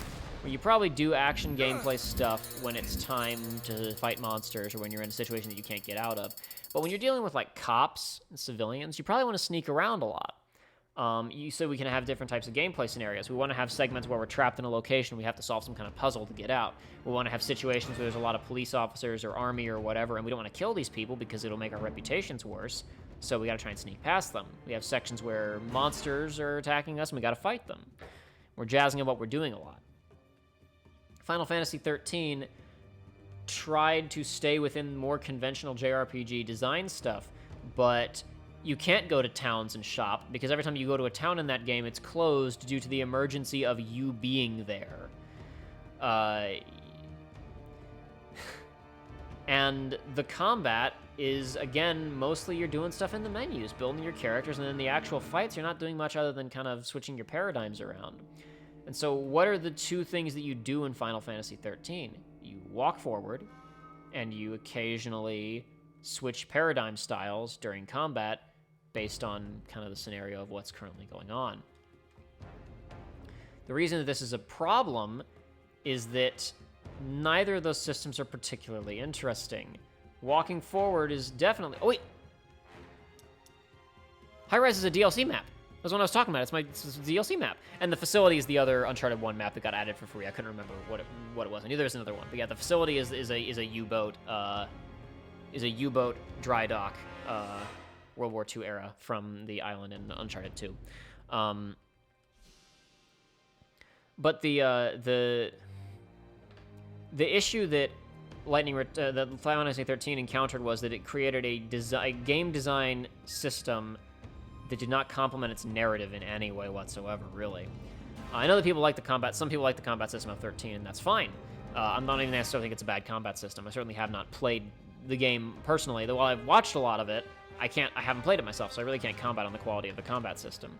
But I do know and feel confident that it's not interesting enough to not get stale over the course of umpteen hours of walking forward and not doing anything else in between the fighting. So this map is huge. Got it. Yes. Haha. Okay. Now I only got to get like 10 more of those to get my trophy before we log off. There's like 6 other trophies I need to get, so it doesn't matter. We're not actually seriously pursuing any of these things. Ooh, I haven't picked up the grenade launcher so far. No, that's not true. I picked it up once and fired a single shot and then died.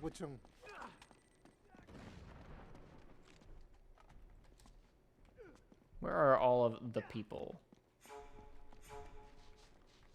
Imagine all the people being on this map. Hey, hey, hey. Anyway, that all kicked off because we were discussing, Jacob, like, what kind of game would you want to make, and one of the ones that was listed was, would you want to make, like, an RPG? And I think the problem with a lot of RPGs is that the conventional systems of an RPG are not necessarily conducive to telling the types of stories that we want to tell anymore. Now, in the PS1 days, when things were relatively inexpensive to make, an RPG was actually a great system because you could kind of string together all of the unrelated stuff with a relatively easy to program random encounter combat system that meant that when you're just walking between story beats, you can fill that with gameplay that doesn't really require a ton of design attention, if that makes sense. And then when you get to the exciting stuff, you fill that with more carefully constructed either combat encounters, puzzles, mini games, whatever else. Because it was relatively easy in the PS1 era to just go, okay, and now submarine mini game, where you have to go get the Shinra's submarine. Relatively easy to just add that in. Not so easy anymore. And so a lot of JRPGs that you play nowadays feel lacking compared to the stuff that you remember playing in the 90s or even the early 2000s because there's not as many systems, because the systems cost more to make now, is the problem. Which is why you see a lot of, especially Western RPGs, let's take The Witcher as an example. The Witcher's more of an action-oriented game because it allows for a greater kind of variety of interactions with the system.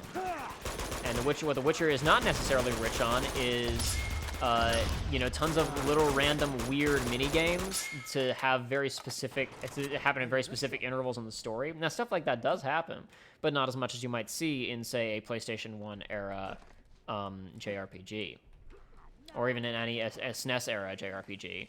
Like with like, cause Chrono Trigger has a lot of wacky, weird little mini games in it. Like there's that bit where you have to drink Isla under the table, in 65 million BC or whatever. And in SNES, it's just you mash a button a lot, and there's an animation of Chrono lifting a bowl, and there's an animation of Isla lifting a bowl, and that's the whole interaction. That's a helicopter doing a flyover. It has a couple of different interactions. In one, it destroys that billboard. That guy's going up onto that roof. He's going to get to me. In another one, it destroys the crane at the center of the map, still there. And I'm not sure what the first one does. I think it might not actually change the terrain of the map. I think it might just... No, stop that. I think it might just affect... I think it might just kill players in the area where it hits. Something is going on downstairs, that's for sure. I really, really like this map, you guys. This is like I said, legitimately one of my favorite multiplayer maps, period. And I'm so glad that it popped up in the rotation. I guess they must have, like, made all... Like, they must have put the DLC maps in rotation for everybody. Which I would think you'd have to download. I guess they're probably like included in a patch. You just have to pay to unlock them. That's great, awesome. I thought for sure we wouldn't get to see this because there wouldn't be enough people in DLC playlists, but they just decided to serve it to us here in the standard playlist. That's the way I like it. Yeah. So I don't know. I guess what I'm saying is that RPGs are not necessarily the best way to carry a story anymore, because in a lot of instances you have people designing games now to have systems that very specifically accommodate the stories that they want to tell. And I think that that's neat and different from what a lot of JRPGs do, which is they have one system that covers every story, regardless of whether or not it's actually appropriate to the tone or what's going on. I can't believe that didn't kill me. That sniper rifle is almost always, if not always, a one-shot, so I'm not sure why it didn't, actually. I feel like I robbed that guy there. He should have had me. I wasn't fast enough. I thought maybe I could outrun him, and then he got me, and I was like, okay, well, that's it, but I wasn't dead. So, I don't know. Also, as I've talked about before, I'm just not a huge fan of turn-based combat, but that's not necessarily what a JRPG has to be now. You know, The Witcher is an RPG, and it's an action game. Fallout's an RPG, and it's a shooter, in large quotation marks. In very large quotation marks. So yeah, I guess I would want to make it would probably have to come from either a core mechanic that I really wanted to explore, or a story idea that I really liked, and then either A, the story would get built around the core mechanic, or B, core mechanics would get built around what was necessary for the story. And my first thought is action adventure game, because that's just a wide enough kind of net that you can say, okay, I want to have a stealth system in it. I also want to have a shooting system in it. I want to have a sword system in it, or, you know, whatever. And you can adapt it to the context of whatever your current, like, whatever the moment of the story is. You can adapt that system almost moment to moment a lot of times, which is what games like Uncharted do in some instances. Not all instances, but some instances. Whoa, what on earth? Oh no, that was the helicopter, of course. I can't believe that counted. Okay, sure, I'll take that dub.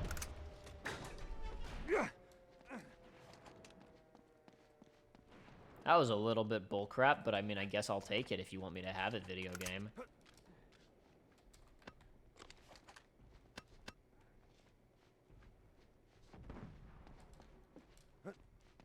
Should I go up top and get the sniper rifle? Probably not. I keep running into people right next to me, so I'm not sure how much use it would be. I mean, it is a one-hit kill, even if it's right next to you. It's just hard to land that shot sometimes.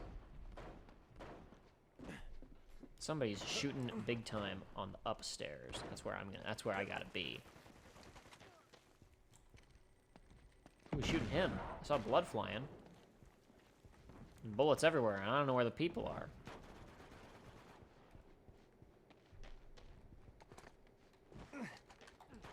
Oh, Eric says, I picked up the Nathan Drake Connect collection on Saturday. Never played Uncharted outside of demos before. I'm almost done with Among Thieves now. What are you thinking so far, man? Out of curiosity. How you feeling about these Uncharted adventures as you're experiencing them? Fair warning to you, Uncharted 3 is a bit rough. Just before you get into it, if you're feeling like Uncharted 3 is a bit rough, like, power through it, because 4 is really good. I don't know. If you enjoyed 1, you'll enjoy 3 probably, because it's not like that bad. It's just that some certain aspects of it start to feel a little bit samey.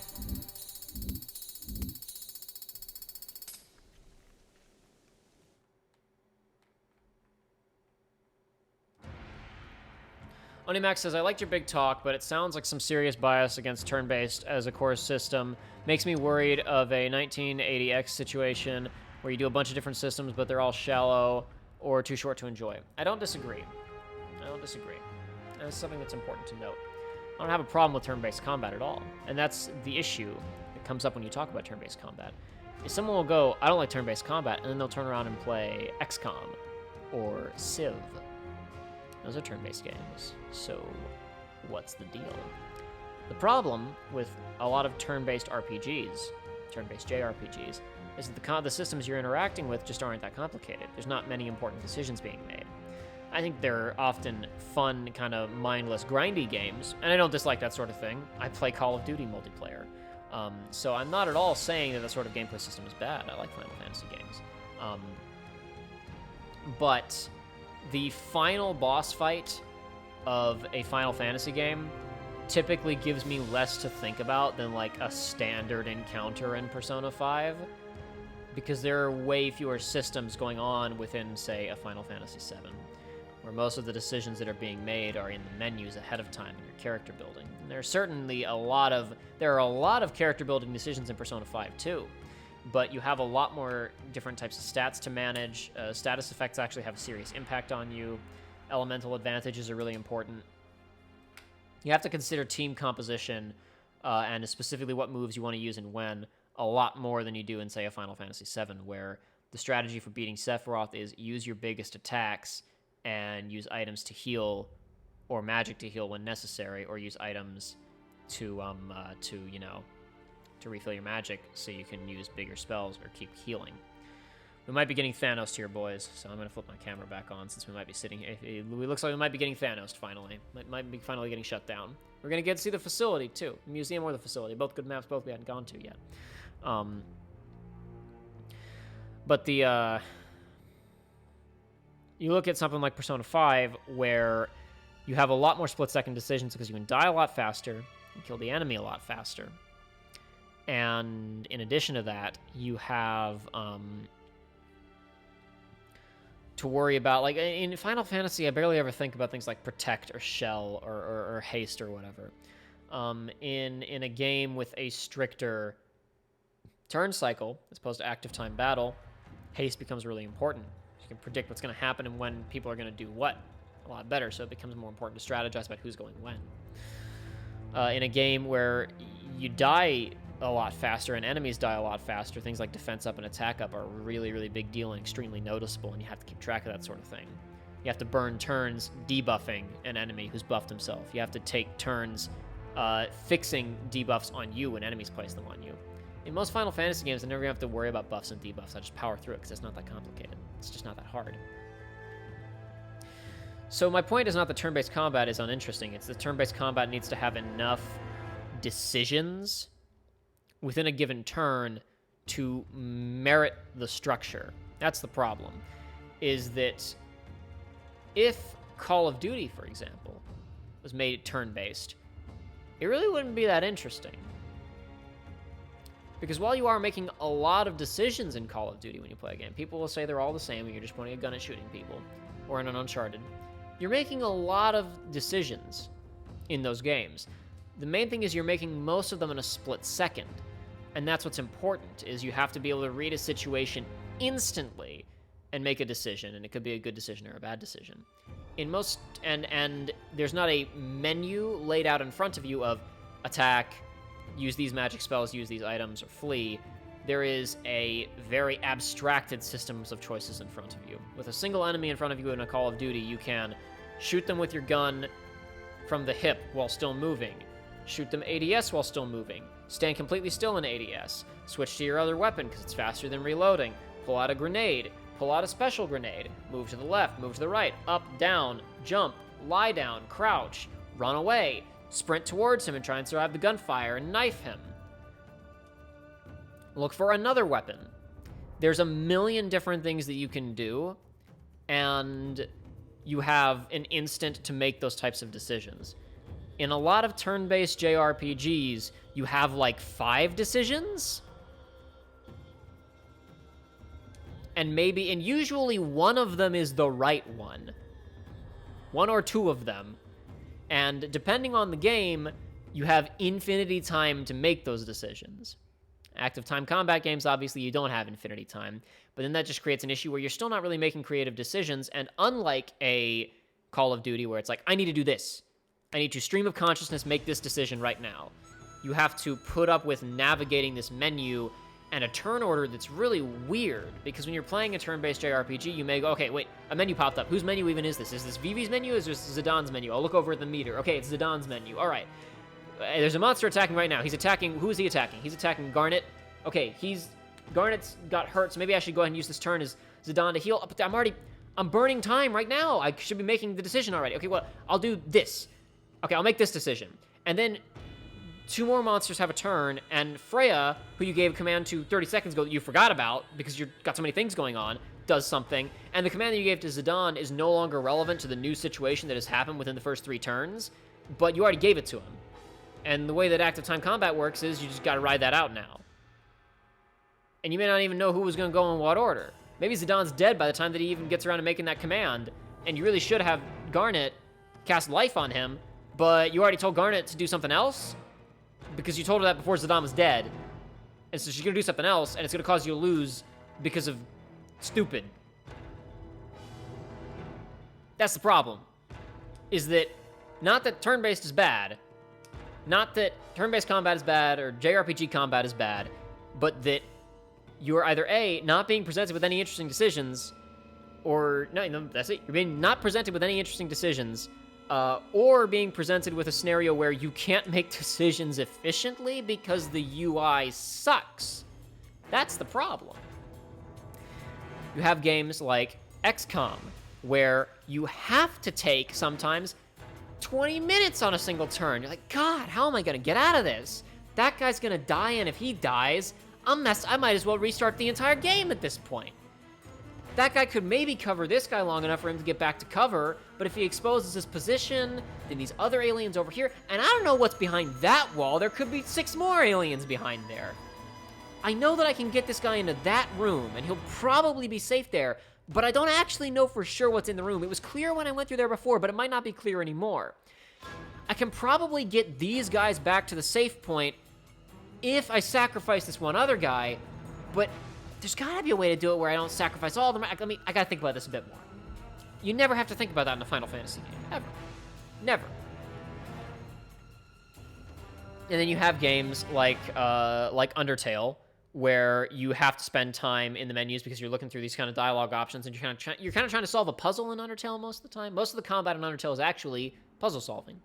In Persona, you have elemental type matchups that are not super duper complicated, but the main thing is that, especially in Persona 5, they make that system like lightning fast, where you can beat if standard encounters in Persona 5 can go on for either A, 3 minutes of knockdown, drag out, trying to exchange blows, and we'll see who dies first, or B, like 20 seconds before the chorus even kicks in if you know what you're doing, and you make all the right decisions immediately, because there are in fact decisions to be made that require some understanding of the systems at play.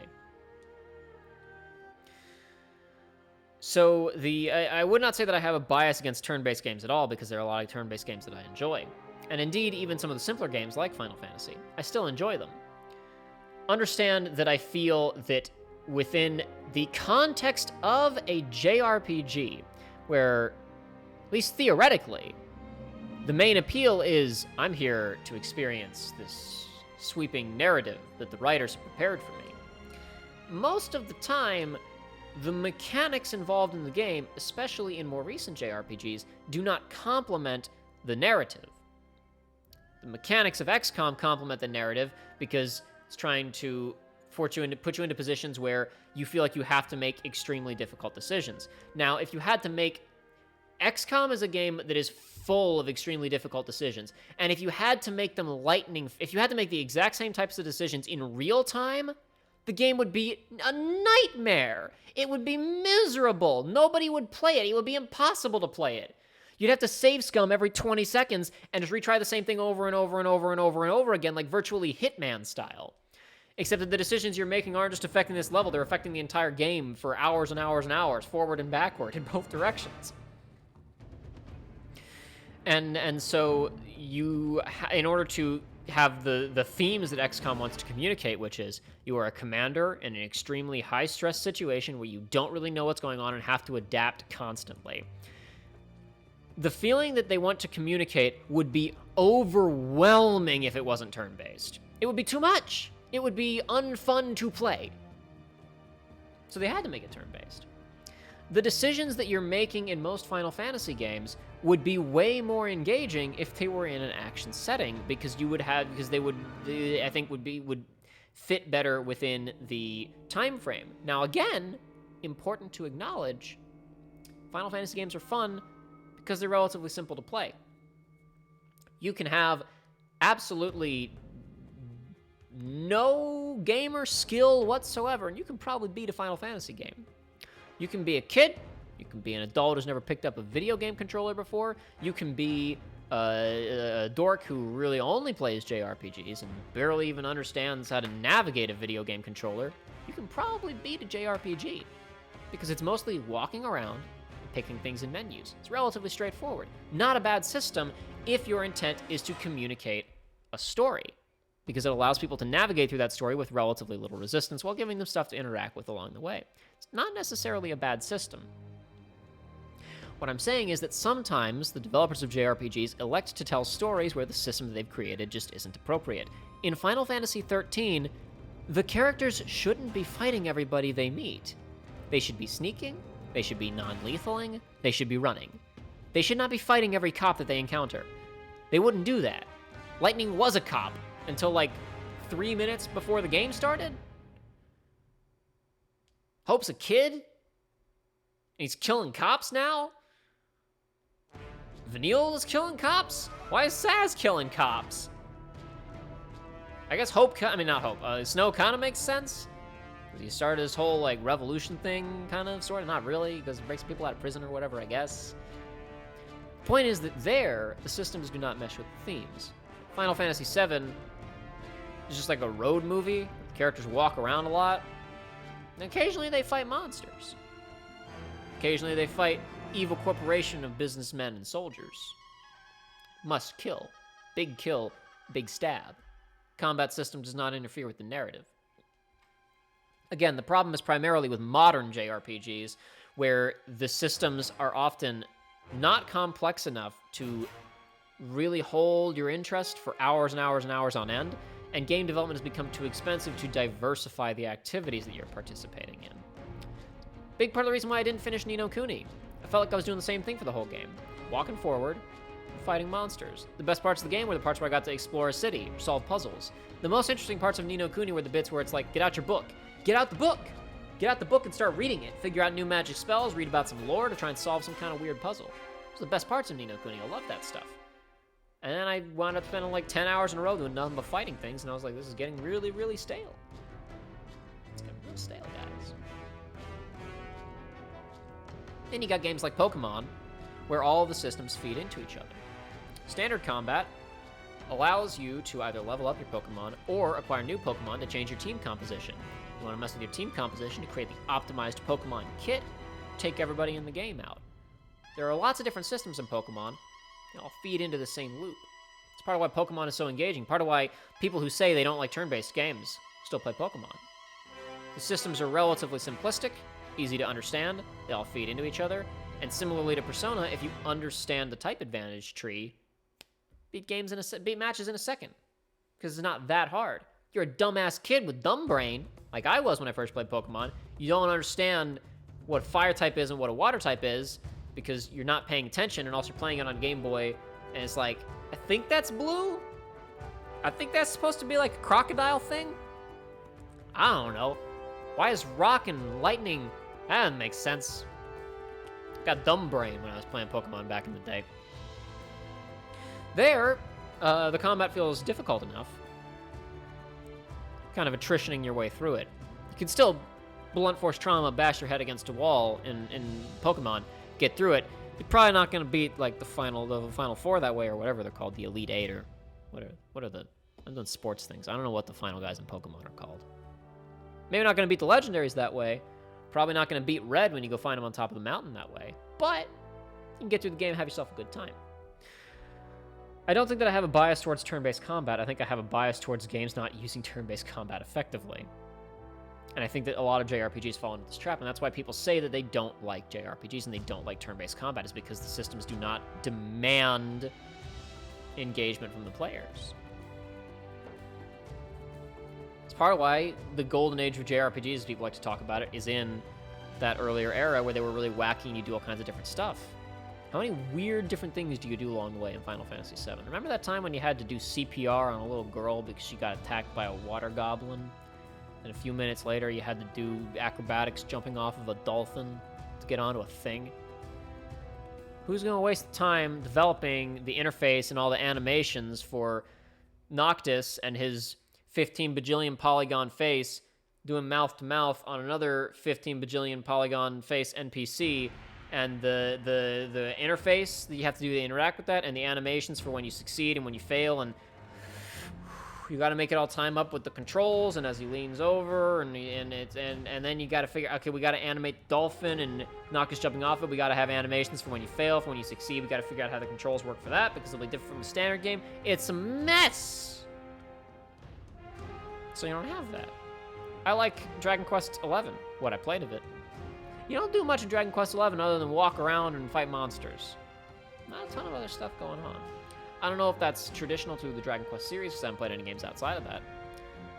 So maybe there's not a ton of mini-games in other Dragon Quest games. I got far enough to get to a horse racing mini-game, kind of a little go-kart, Mario Kart type game in 11, where you gotta drive, gotta ride a horse. It was fun.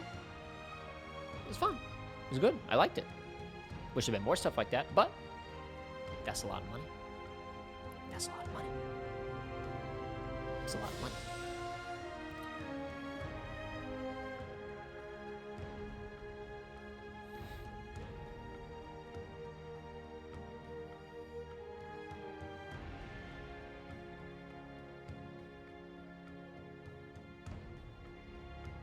Scrolling back through chat, because I've been talking for several minutes and haven't looked at chat at all. So scroll back through a little bit here.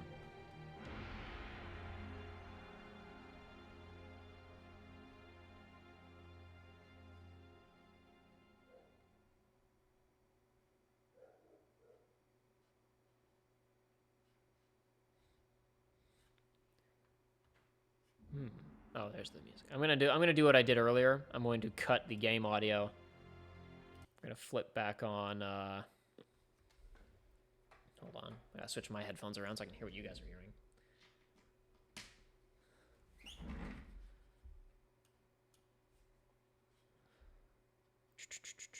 There you are. Definitely looks like we've been Thanos'd. And I bet it won't let us log back in, but whatever. I'm waiting to see, because hopefully it'll boot me to the multiplayer menu. Not boot me out of the game, but you know, we'll see. See what happens. Probably toast.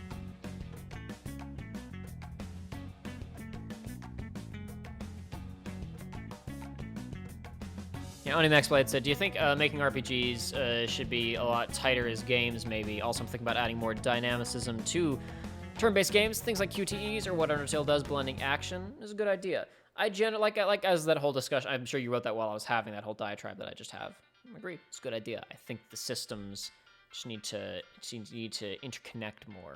I think there need to be more. I think if you're going to put me in a position where I'm going through an interface, where all the decisions are laid out in front of me, I'm looking at a menu of what I can do.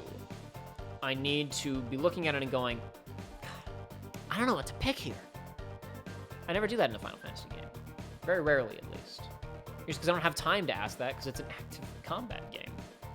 Like Call of Duty or Uncharted or an action game, you've got a billion options, and none of them are laid out in front of you. You got to run all those calculations in your head in a split second and figure out how you're not going to get shot. If you're going to give me a game with a menu, or with an overhead god view where I can tell troops where to move and see all the information, give me some interesting decisions. Hit me with some hard choices. That's the main thing. That's the main difficulty.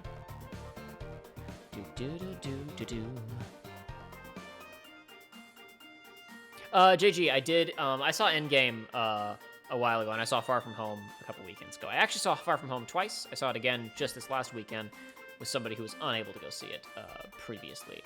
I quite like both. I think they complement each other quite nicely. Endgame is a very serious movie, but to be fair, it's still full of a lot of goofy comic book stuff, and so I think it's fair to treat some of that goofy comic book stuff as the goofy comic book stuff that it is in Homecoming. I also, I don't know, I liked not Homecoming, Far From Home. I liked Far From Home a lot. There's a lot. I do. Boy, oh boy, do I ever ship that Spider-Man with that MJ. They're really cute together in that movie, and there are little stupid things in it, obviously, as there are with most movies. But I quite enjoyed Far From Home.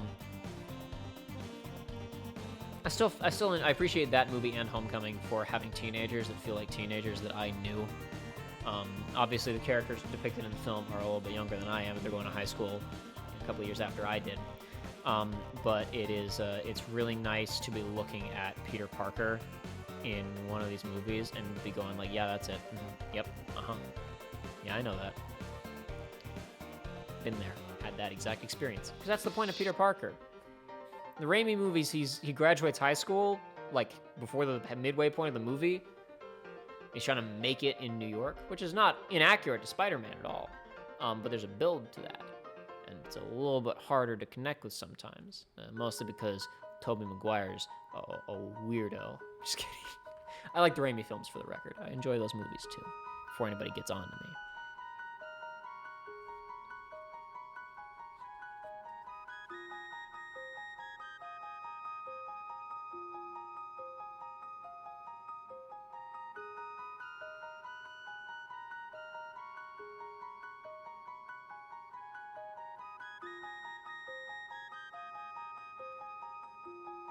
Roxas180 asks, what gameplay systems do you think Square Enix JRPGs should have, or rather, next Final Fantasies? I think that they should stick with the turn-based combat stuff. That's fine. I think that there are two approaches that should be taken. One of them is, guys, your budgets are ridiculous. Make something like Persona 5 that's relatively manageable in terms of cost. Obviously, that game took a while to come out too, but there's a lot of cheating in Persona 5. A lot of cutscenes technically have pre-rendered backgrounds. You really only have one town to explore, but it just evolves a lot throughout the course of the game. There's a billion things. Again, in terms of choices, any given day where you load into Persona 5, it's like, okay, here's the 57 things that I can do today. Which one do I want to do? Because I can only do one. Give me a dense environment with lots of stuff to interact with. Or give me a combat system that's dense with a lot of stuff to interact with. Or ideally, what I think Final Fantasy should do next. Right now, they're working on an action game. It's called Final Fantasy VII Remake. It's probably going to be at least 3 or 4 of those. Probably. And those are big, major AAA releases. And they basically said, we're not worrying about the next Final Fantasy until this is done. Which makes sense to me. That's a smart business decision. Don't want to have too many cooks in the kitchen, as they say. Don't want to compete with yourself. My recommendation would be get a smaller team together, get some really talented pixel artists, make that like that hi-fi stuff, that hi-fi pixel art stuff, and you make Final Fantasy 16 bit. And it's a send up to the old games with a really, really a bit like Chrono Trigger if we didn't stop making games that way, you know what I mean? If the art just kept getting better and better and better, but it was still all pixel art. And then within that framework of having really nice pixel art, you don't have to worry about making 3D model animations for everything. So have your mini games. Have your weird Mode 7 racing game against Johnny the post-apocalyptic biker. Have lots of other weird stuff you do in Chrono Trigger. Have your drinking games. Have your strength game at the plaza. Have your races. Have all kinds of wacky stuff. Put it all in there. Because it'll be easier to do in that format in terms of the cost. Not necessarily easier in terms of execution, because isometric pixel games have their own limitations, obviously. I think that you absolutely stick with the turn-based combat stuff. Do one of two things. Either A, make it denser, give me more interesting decisions to make during standard round of turn-based JRPG combat. Or B, keep it exactly the way it is. Keep it relatively simplistic and comfortable and grind heavy. Keep it that comfort food of video games, because I don't dislike that kind of stuff. But pair it with a large variety of other content. Because if Final Fantasy VII was nothing but walking forward and doing random encounters, that game would be miserable. But I like it a lot, because you get to explore around Midgar, talk to weirdos, find little secrets, do a squats minigame, dress Cloud up like a pretty girl, ride a motorcycle around, hit people on a motorcycle, stop a raging, rampaging train, ride a submarine down into the ocean, shoot bad guys with missiles. Lots of things to do in Final Fantasy VII. Breaks up what might otherwise be somewhat uninteresting, unengaging gameplay. I could sit there, grind, I come home from work or whatever, not me necessarily, I'm using a hypothetical, come home from work, I don't want to really feel like moving forward with the story of Final Fantasy or playing like, Portal or something that's like challenging for my brain. I want to just turn on a video game, chill out, have a good time. I can run around in circles in a Final Fantasy game for a few minutes, level up a couple of times, Makes me feel good, makes me feel like I accomplished something. Even if I don't really push forward, I don't have to work that hard, put on a podcast in the background, or even just kind of zone out while I'm playing it. It's pretty easy. But I know that I'm accomplishing something. The next time I want to play the game seriously, it'll still be there. And I'll have leveled up, and next time I have the energy to proceed with the story, Cloud or Squall or Titus or whoever will be stronger than he was before. Don't dislike that combat system. Surround it with other things. Surround it with lots of things. Because a shooter is a very different game when you pick up a shotgun or a sniper rifle. A turn-based RPG, it's exactly the same thing when you swing the Buster Sword at that first soldier on the station at the beginning of Midgar, and when you cast the ultimate spell on Sephiroth, doing the same thing.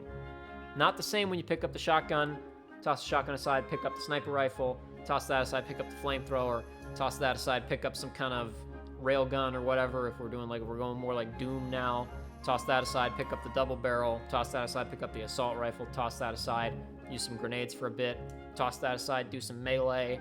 We're mixing it up a lot. Not many mix-ups in turn-based JRPGs. So, surround it by other stuff to do.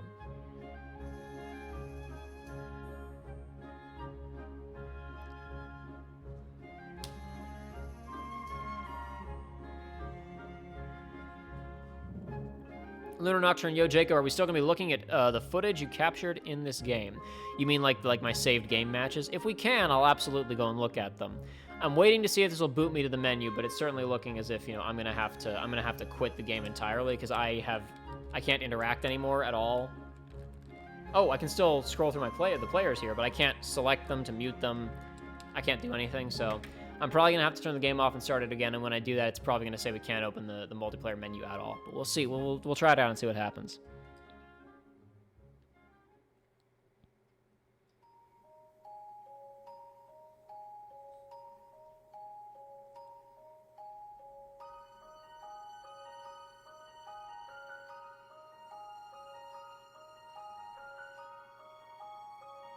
And only Max Blade 2, what if RPGs were just generally a lot more tighter and shorter games? The encounters that you have were worked on more, and more things like FF7 BS could be included. Yeah, you're describing Undertale, which some people liked.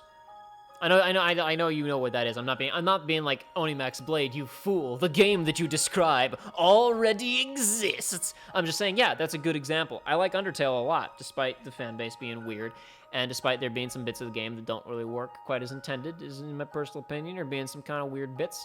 There's some. I'm not going to talk about the design decisions in Undertale. There's some things that aren't perfect. It's not a perfect game, but that's a perfect example of the encounters are very meticulously worked on. Every single encounter in Undertale is at least a little bit different.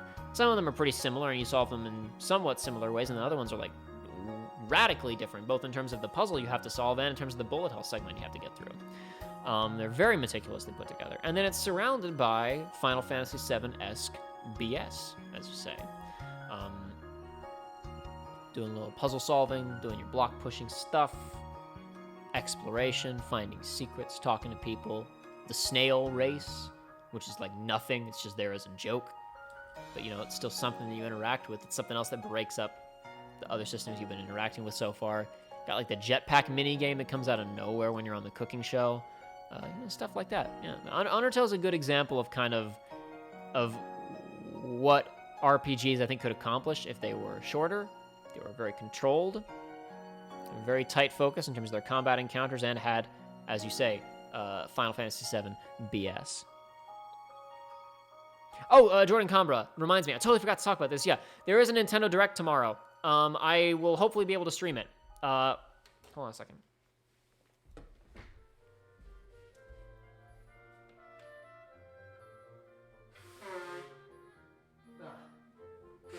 Excuse me.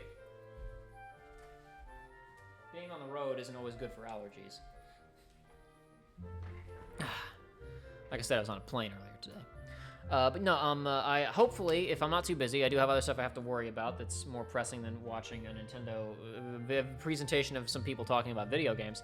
But hopefully, I will be able to stream that Nintendo Direct tomorrow sometime. We'll see how it goes. Might not happen, but I'll do my absolute best to be able to kind of broadcast that, and maybe we'll all watch it together tomorrow.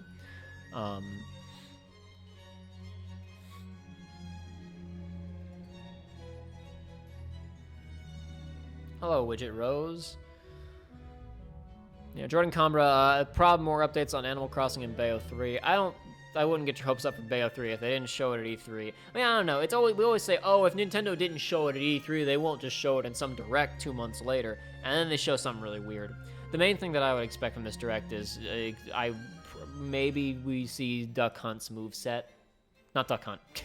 Oh, God. Oh, no, I'm going to get torn apart for that. Banjo-Kazooie. We might see some more of Banjo-Kazooie's moveset. Maybe we'll see a little bit more of their mountain. I mean, obviously, like the one for Hero was a separate Direct. It was on its own thing. So maybe they want to do a separate thing for Banjo-Kazooie. But I wouldn't be surprised if they kind of, popped up for a few minutes of this thing. It's 40 minutes long, which leaves a nice, little 10-minute time slot for Sakurai to come in and say, hello, it's Master Hero Soccer Guy from HAL Laboratories, and here's the new thing that we're working on.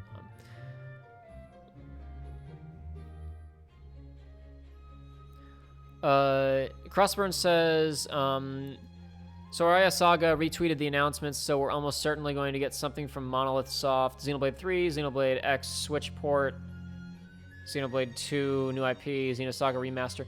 I didn't know they were working on a new IP. Could be, Of other things you've just listed, not Xenoblade Chronicles 3, maybe an X port for Switch, but I doubt it. I don't know about their new IP, but I guess that could happen. The other thing is that it might be that we're going to see... wasn't there something about, like, supposedly they were helping out with the new Zelda game? Or they were helping with something. I don't remember anymore. I'm tired. Daniel Herr, what are your thoughts on Spider-Man leaving the MCU? I have no thoughts because of the situation. We don't know enough yet. My thoughts are, boy, aren't movies magical. I don't know. Sony's screwed this up before. I anticipate them. It's gonna. I don't know. Like, I mean, if it's the same writers and directors, then I'm sure whatever they make on their own will be a good movie. It's just gonna be really weird to see that character move forward in a world where the words Tony Stark, Avengers, Shield, Nick Fury, like where you can't even Happy Hogan now, like where those things just can't ever be said, like those just can never come up. That would be kind of weird. But negotiations could reignite any time. And I don't want to offer any kind of I had an initial reaction on Twitter that was a little bit more hostile towards Sony, but obviously we know a little bit more now, and it sounds like it's a Disney wanted that paycheck, and I don't know, because it's a double-edged sword where on one hand you say the company that Disney runs is handling a major amount of the creative process here, but on the other hand you're like Sony's putting in pretty much all of the money, so. I don't know. I don't know enough about what's going on internally with that series or with the film business or whatever to comment on it. This is the type of stuff that I've talked about that I don't really necessarily enjoy talking about unless we have enough information for me to feel like I can speak with confidence on the subject. And I do not feel that I can speak with any confidence on the subject of the Spider-Man divorce. I'm sad because I really, really like this Spider-Man, and quite frankly, looking at like the roster of superhero movies, like emotionally, Endgame, I was like, good, I'm done. All these characters they're handled now. So at this point, I'm just here for Spider-Man and Guardians 3. I'm here for whatever Spider-Man does, and I'm here for whatever James Gunn does. And James Gunn is off doing other things because Sony fired him and rehired him, and he signed like 17 other contracts in the intervening time. So Guardians 3 will come out maybe sometime eventually. And Spider-Man is now a massive question mark in terms of both quality and in terms of what's even going to happen with it. So, I don't know. And maybe some of these other new movies with new characters will be exciting and interesting, but I don't know. We won't find out until they happen, and I'm not really jazzed to go and see them because I don't get jazzed for logos typically. So, if nothing else, it means if Spider-Man starts being bad, I can stop caring about him. That's one less thing that has to pollute my brain. I can just like those movies that I already watched. I can say those were good, and I can ignore the new things and save my money going to the theater or whatever else. So are we done with Uncharted today? Crossman says, I think Uncharted is done with us for life. Yeah, that's the problem. So I wanted to play it. And I'm glad that it ran for significantly longer than expected, and I got to play it some, and I got to play it some with you guys. I will go ahead and I will cheat, and I will back out, and we will see if I can, what happens when I try to boot the multiplayer menu, because I would very much like to get some of those files. Only for personal reasons, because I didn't have time to record them all and save them.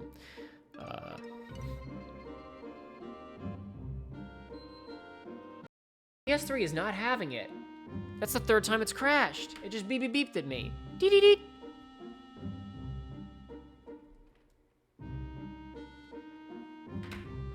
It's not having it. It's just not having it.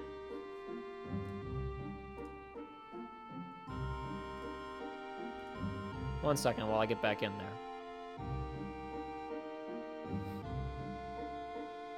Just in case I have to, like, do logins or whatever. What the hell? Why is it doing this to me? How strange. I gotta log back in. Give me a minute, folks.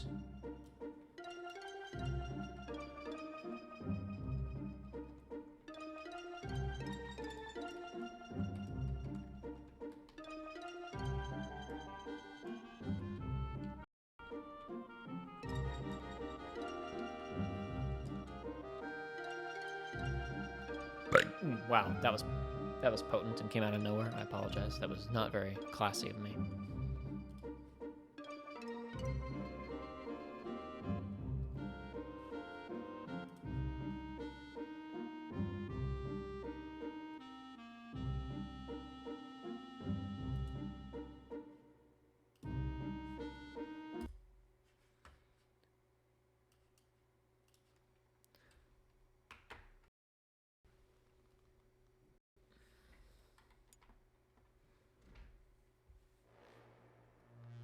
Great boot screen. I mean, Nate's theme in general is awesome, but this background, the video that's rolling in the little thumbnail,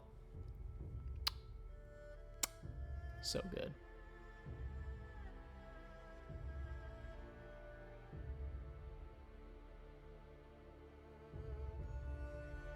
I'm not even plugged in right now, and I can hear it.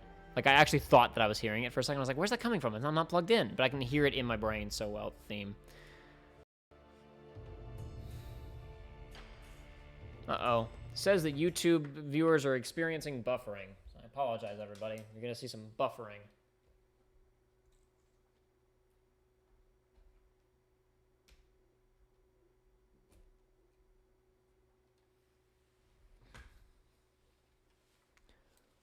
Yeah, the Luminous Productions is currently working on a new RPG IP, apparently. Yeah, that was... They were working on a new IP before Tabata left. They were in pre-production on a new IP. Still don't know anything about it. It's probably the same. It's probably either A, the same project, or B, a new version of the project that got scrapped when Tabata left, or something like that. It's probably the same project Tabata was working on before he left, though.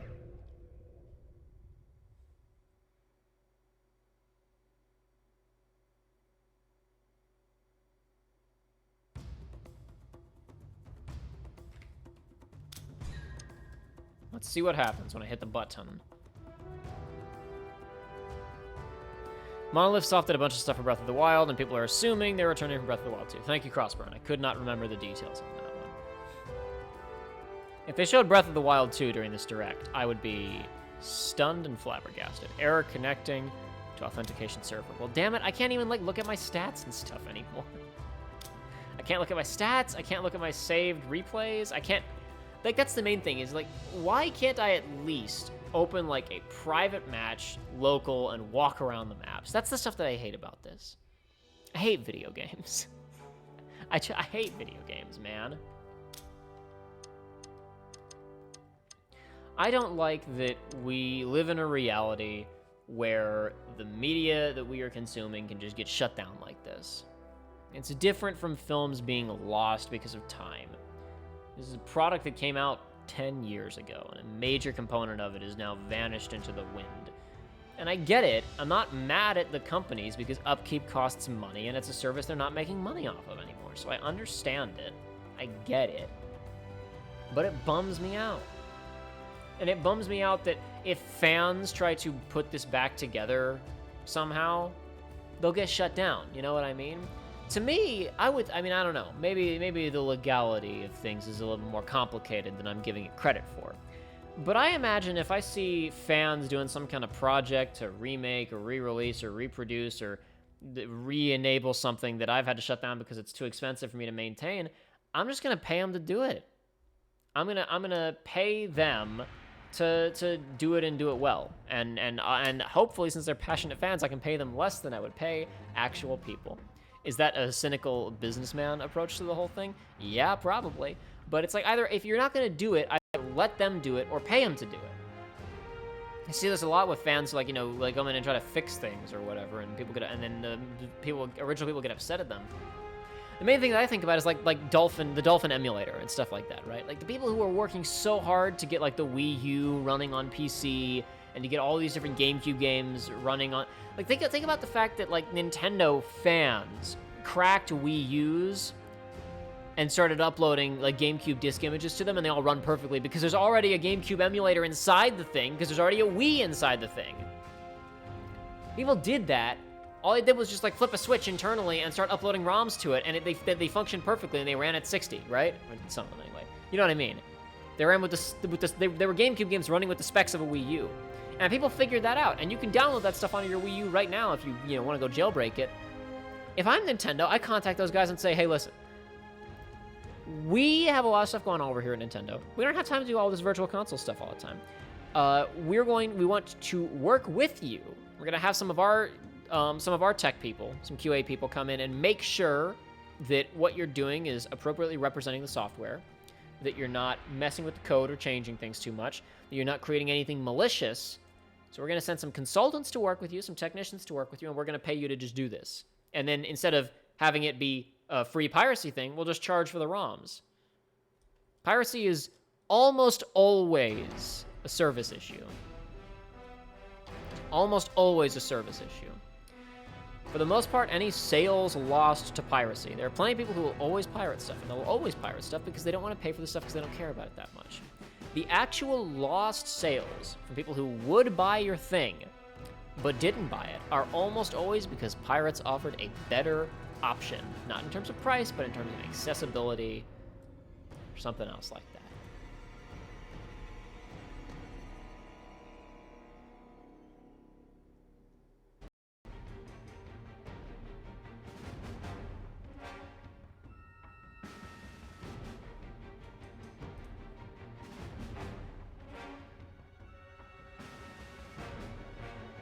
Norwega says, that reminds me, did you know that the first animated movie was made in Argentina?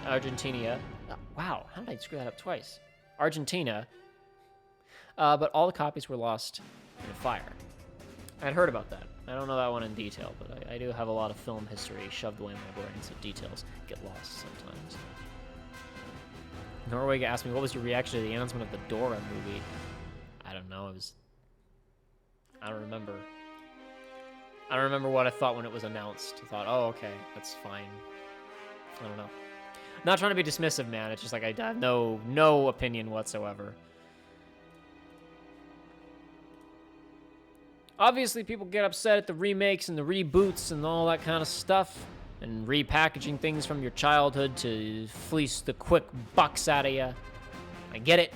I understand the frustration, but I also have to come from the perspective of the guy running the company, and I get it. I understand the appeal. My only hope is that the success of these reboot type things will be, the money will be turned towards new and exciting projects. This is the best case scenario with these types of things usually. That's why my video on the Disney remakes did not emphasize the issues with the, what's the word that I'm looking for here? Did not focus or emphasize the financial issues or the lack of artistic vision or lack of creativity or whatever. It's mainly that animation is a medium that fulfills specific functions that live action can't or usually can't. And they had a bunch of stories that were specifically created for a certain medium and moved them somewhere else. There's a reason that a lot of book adaptations don't work, is because books, stage plays, and films all function very differently. They have very different languages. They tell stories very differently. They communicate character very differently. And sometimes when you try to move a story from one medium to another, it doesn't work anymore. It doesn't work so good. And in many ways, I feel like live action and animation, sometimes there's stories you can move between them just fine. You know? Other times you have stories that are so very specifically made to function within that framework of animation, and moving them somewhere else, the story doesn't function as well anymore. You could do a book about The Lion King. A novelization of The Lion King would probably be really great. I'd read it if somebody released like a new, you know, not necessarily young adult or adult. If Disney released like, hey, listen, here is this like epic poem structure, really thick novel. Not necessarily literally epic poetry, but you know what I mean. Like a really, really classy novel.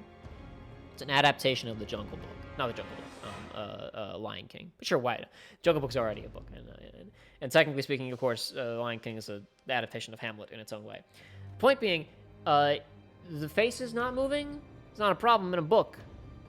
Animals talking to each other is fine because you just get to picture it in your own head in a book. You could do if Disney released like a really super nice, awesome, amazing novelization of The Lion King that had some differences to the story and some change-ups and stuff like that, I don't think I'd read it necessarily, but I'd be like, yeah, okay, whatever. The problem is that the story that they've elected to tell doesn't really work in the format that they chose. It works on Broadway, where they decided to go for this layer of abstraction, where it's all a bunch of human actors who are not attempting to hide their humanness, and instead they wear fancy African-inspired headgear resembles the character that they're playing, or represents the character that they're playing, accompanied with costumes and skin paint and that type of thing. It goes into a layer of abstraction to represent these characters on stage. And that's kind of what the animation originally did. It abstracts a lion into something a little bit more personable, a little bit more human. The way that they chose to tell the story in the live-action remake didn't facilitate that. And that's what the video was about. That was what I was upset about. Not about the fact that there was a remake of The Lion King. Not that that isn't necessarily something to be worth getting mad about, or be getting annoyed by at least. I don't think it's ever really worth getting mad at a movie for the most part, unless it's, you know, like actually some kind of like, you know, racist propaganda or government. Yeah, like unless it's like literally in like hateful propaganda with the intent to incite or whatever. I don't think there's much purpose in usually hating a movie or a video game or a book or anything like that. It's just media. It's all just a goof. Let's all just learn to live and have fun with each other and get along, have a good time. You can get frustrated at stuff, which I do. You may have noticed before. Try not to get too mad, though. I don't like Dream Drop Distance. I say stuff like, I hate this game when I'm playing Dream Drop Distance. I don't really mean it. Hate's a very strong word. It's just a video game. It's just a game.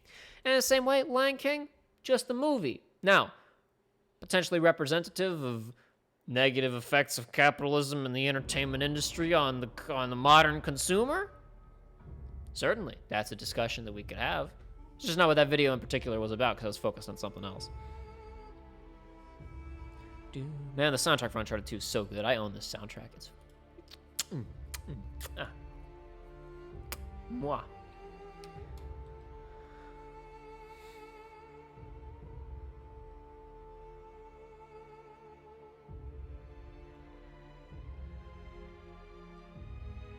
Video City 1, I recently watched Snow White, Pinocchio, and Cinderella. Pinocchio was just like stuff happens. The other two have better structure. Well, the original story, I guess not even original, because there are many different original versions of Pinocchio.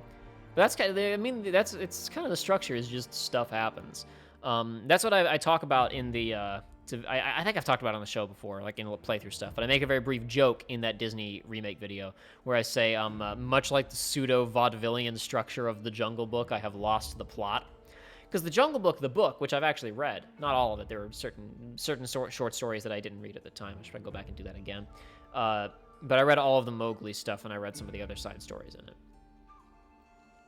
The Jungle Book itself is essentially just a collection of short stories that feature some reoccurring characters, all take place in the same setting, and the Mowgli stuff in particular has kind of a narrative through line from beginning to middle to end. But it's not very conventionally structured book. It's just kind of a collection of fables, essentially. And the film kind of reflects that in its own way, where it's not a literal collection of short stories. It does have a narrative through line, but it has sort of a vaudeville structure to it, where every scene you get to is, okay, and now this character comes out and they do their thing. Blue has his musical number, the elephants have their musical number, Kaa has his musical number later in the movie, the beetle vultures have their musical numbers. Do the vulture beetles... Oh, this track's so good.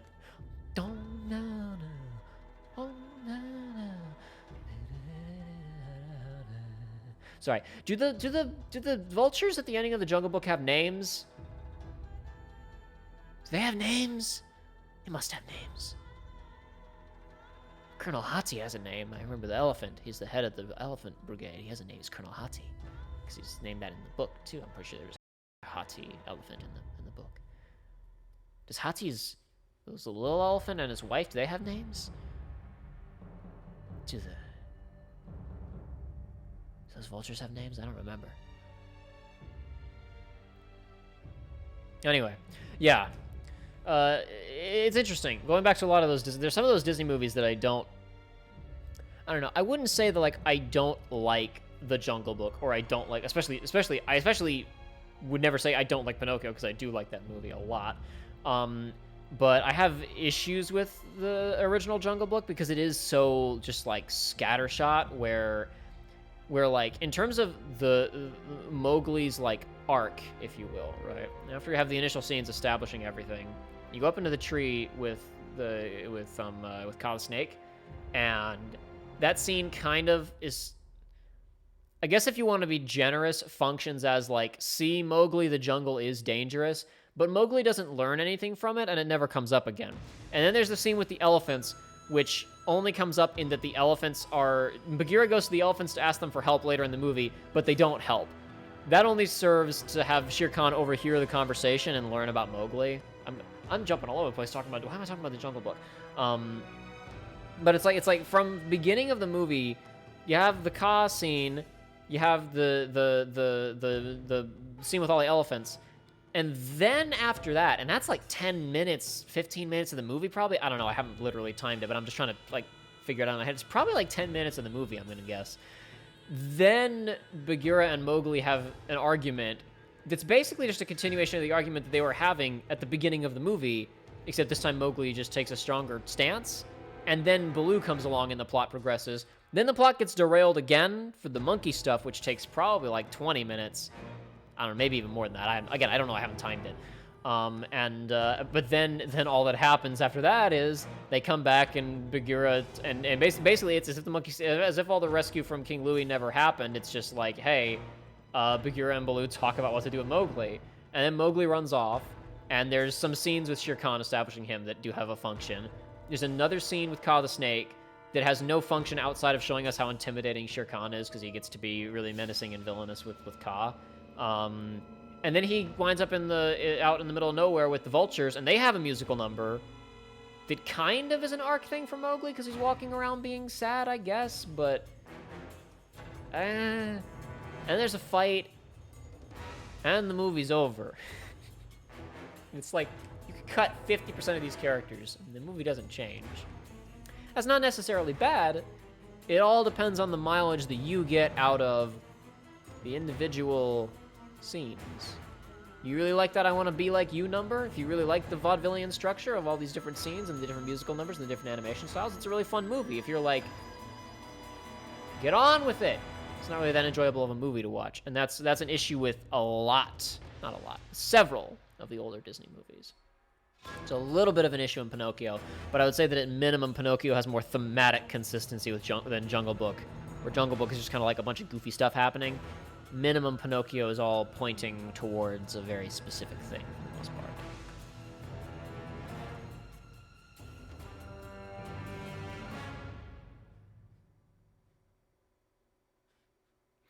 Max Play. Also, while we're talking about Disney, Aladdin is way, way too fast-paced for me to super like. I haven't watched Aladdin in a while. Maybe that's fair. I don't know. It's been a while. But I watched a lot of that 90s Spider-Man show, the Spider-Man the Animated Series show, the Fox show, which has the most ludicrous pacing of anything that I've ever seen, so maybe I'm desensitized to fast pacing.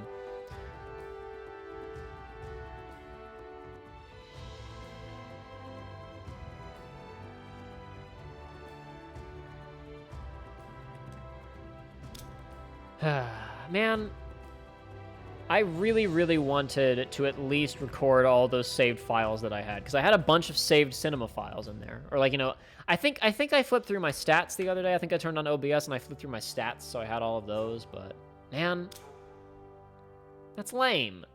Like, they're stored locally. They're not stored online. All those files are stored locally, so I still have them, but I just can't access them because they're locked behind a server wall. You'd think they would at least let you get in and launch local lobbies to do, like, machinima stuff, because this game has a ridiculously comprehensive machinima toolkit. But, no, whatever. Whatever, I guess. Well, that was Uncharted 2. We got to play quite a lot more of it than I thought we were going to be able to, because the server stayed up for a while, which was, you know what? Appreciated. I don't know if that was a glitch, a mistake, what? We stayed on. We dodged the snap initially, but it came back around for us in the end, just like Thanos.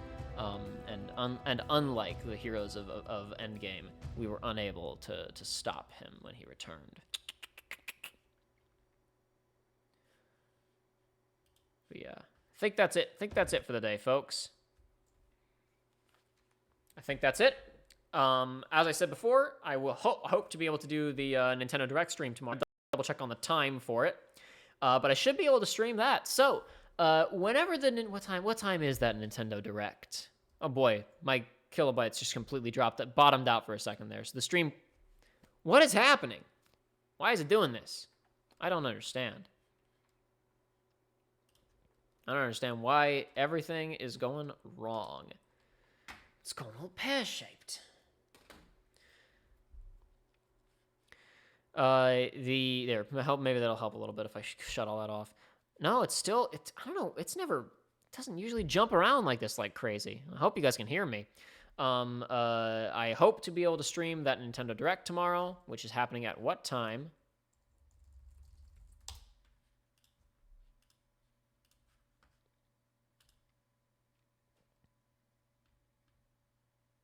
$6 p.m. Eastern. Yeah, that shouldn't be a problem. Okay, so Nintendo Direct tomorrow is 6 p.m. Eastern, and it's supposed to be about 40 minutes long, I think. So hopefully I will be streaming that. So if you were planning on watching the Nintendo Direct anyway, feel free to swing by and we'll watch it together. I need to go ahead and schedule that so people know what's going to happen. But right now I'm very tired because, like I said, I spent most of the day on planes. I actually haven't had dinner, so I need to go do that first. Then I'll schedule the Nintendo Direct stream. Anyway, thanks to everybody for coming out. If you can make it again tomorrow for the Nintendo stream, please do. I'm sure that it'll be a good time.